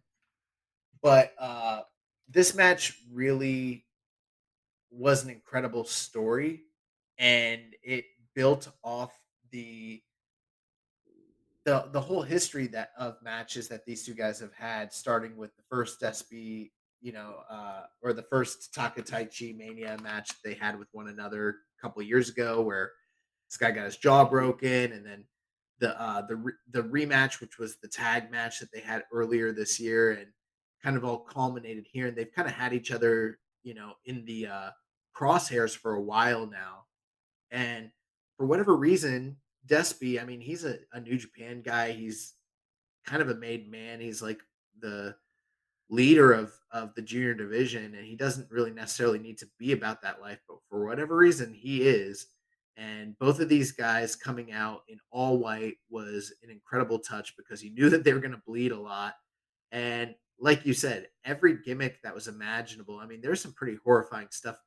I'm surprised there was no light tubes, True, because that yeah. was like one of the few things missing here. But I mean, metal grates, chains, barbed wire, Forks. or yeah, that was one of the craziest things. Was they had a board with forks that was set up on a bunch of chairs, and they did a destroyer um, pedigree into the off the top rope into the board with forks with, and they were metal forks that were that was one of the things. I didn't even know what they were doing. To be honest, what I thought was happening was I thought that Jun Kasai was giving Desperado a Pepsi plunge off the top rope, Hmm. and Despy reversed it and was giving him a back body drop. But then when they both went, I was like, oh, he gave him a destroyer. Like, this is nuts. This is, and then they also had boards with metal cleavers in the board, but they were like set up in a way to where like you couldn't cut through. But I mean, they were cleavers in the board that were cutting the guys up. Um, and like Jeremy said, it was pretty brutal. One thing that I liked about it, so like in the old days of deathmatch wrestling, a lot of the stuff I liked, like the Onita stuff, there was a lot of psychology around it. They would tease and tease and tease and tease the danger that was to come, and then eventually, boom, you get it, um, and it was kind of hyped up. And over the past couple decades, with like CZW and all these crazy freedoms, deathmatch promotions, that art kind of went by the wayside and just kind of became what's the craziest thing we could do as fast as possible, and everyone just killing each other. This match was kind of somewhere in between that because they definitely got right to it, but there was a psychology around the story built around when they were doing what they were doing, and it escalated appropriately. And there was a lot of psychology that was built there. It wasn't just mindlessly, spamming finishers or spamming weapon shots. And there was a good portion where it was like, it kind of had the structure of a regular match where it was like, they were back and forth, and then looked a little bit like Despy was getting the early shine, and then we got to the heat with Jun Kasai, and then you thought there was gonna be a comeback, but then there's no comeback, and there's no comeback, and then Jun Kasai is just kicking this dude's ass, and like he rips his mask and he's bleeding everywhere, and you could actually see his whole exposed face the whole match. Yeah. And it just keeps going, and it's getting worse and worse. And Jun Kasai is just putting Despy through hell. And then it becomes a match where it's like, oh, he's just wrestling as an underdog from underneath the whole time. Kind of reminded me of the like a bloodier, dirtier version of what we got from Taichi and Doki earlier in the year Mm. in a certain way. Yeah. And it just was like, holy fuck, like this guy Desperado should have never taken this match because he doesn't belong. He's out of his element, and he's getting destroyed. And eventually he was able to get the double pinche loco to beat this guy, but he had to go through hell to do it.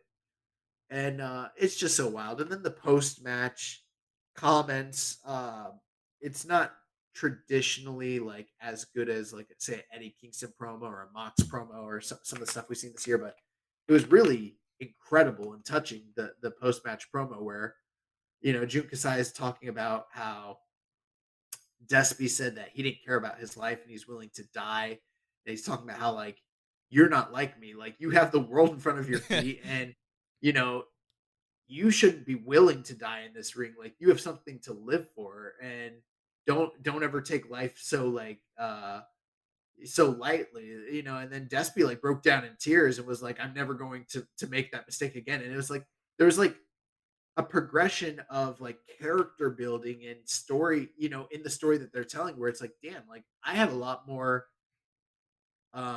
personal investment into Desperado. And make no mistake about it, but he's been great. But like this did a lot more for me for Desperado than say like the last match he had with like Hiromu in the finals of the Super Juniors or whatever. So yeah, I thought this was just excellent, just really, really excellent. I don't know if I'm 5 stars on it, but a lot of people are. I can see why they are. I'm not far off.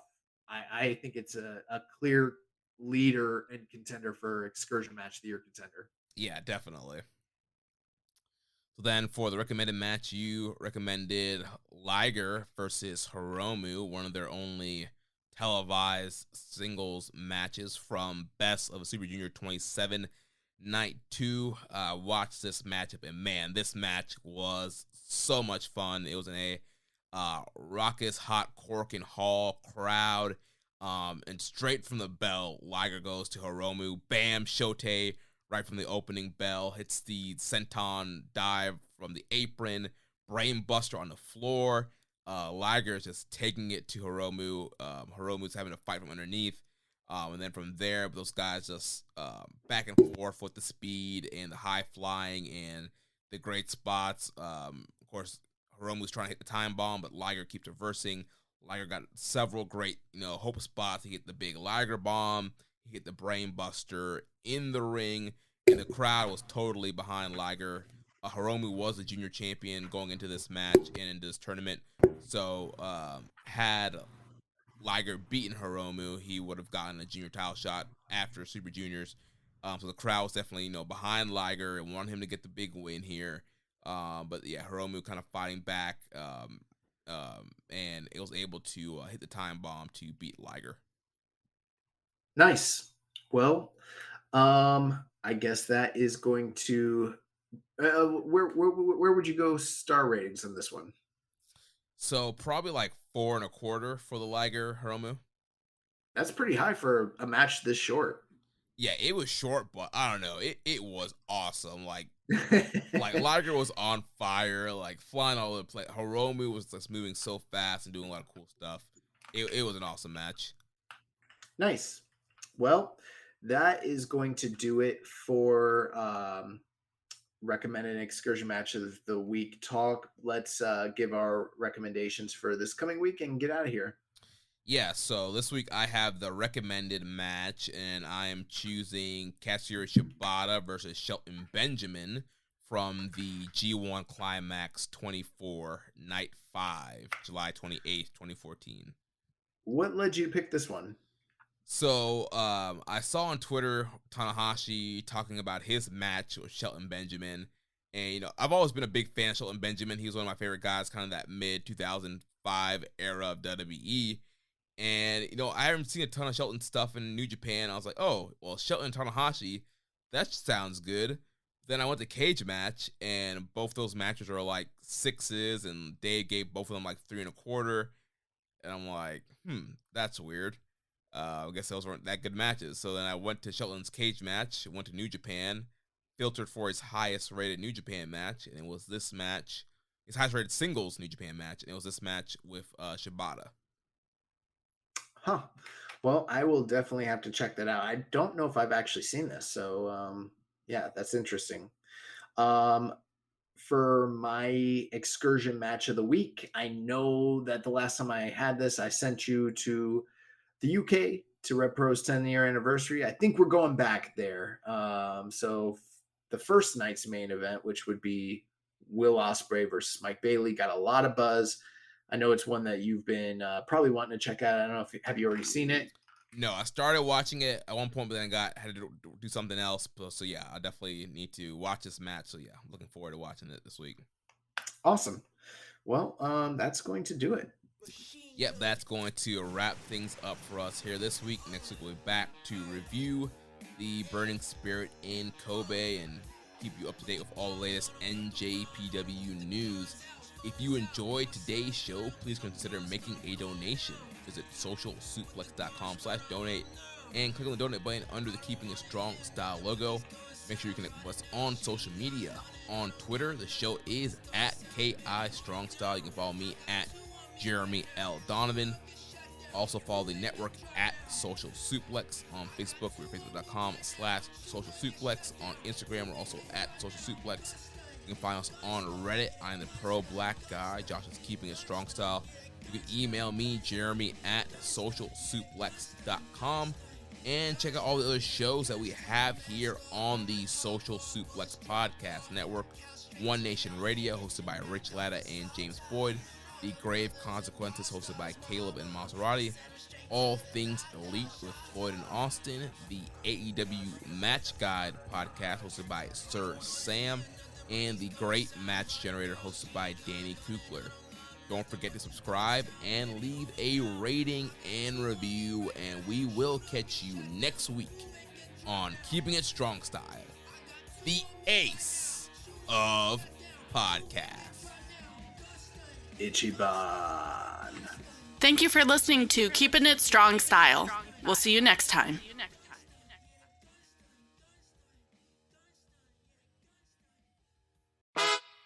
The future. So cool, right? All of those amazing new innovations that are going to make life even better. Like, okay, wouldn't it be great if your car could change color to match your mood? Oh, wait, no, to match your outfit. Ooh, I think I would like that. Buick is thinking about the future every day. A future built around you with super smart Buick EVs that can make your life even better.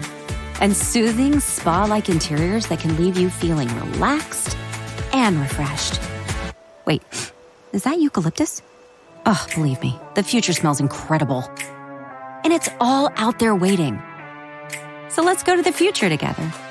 Want to go? Join us at Buick.com/future.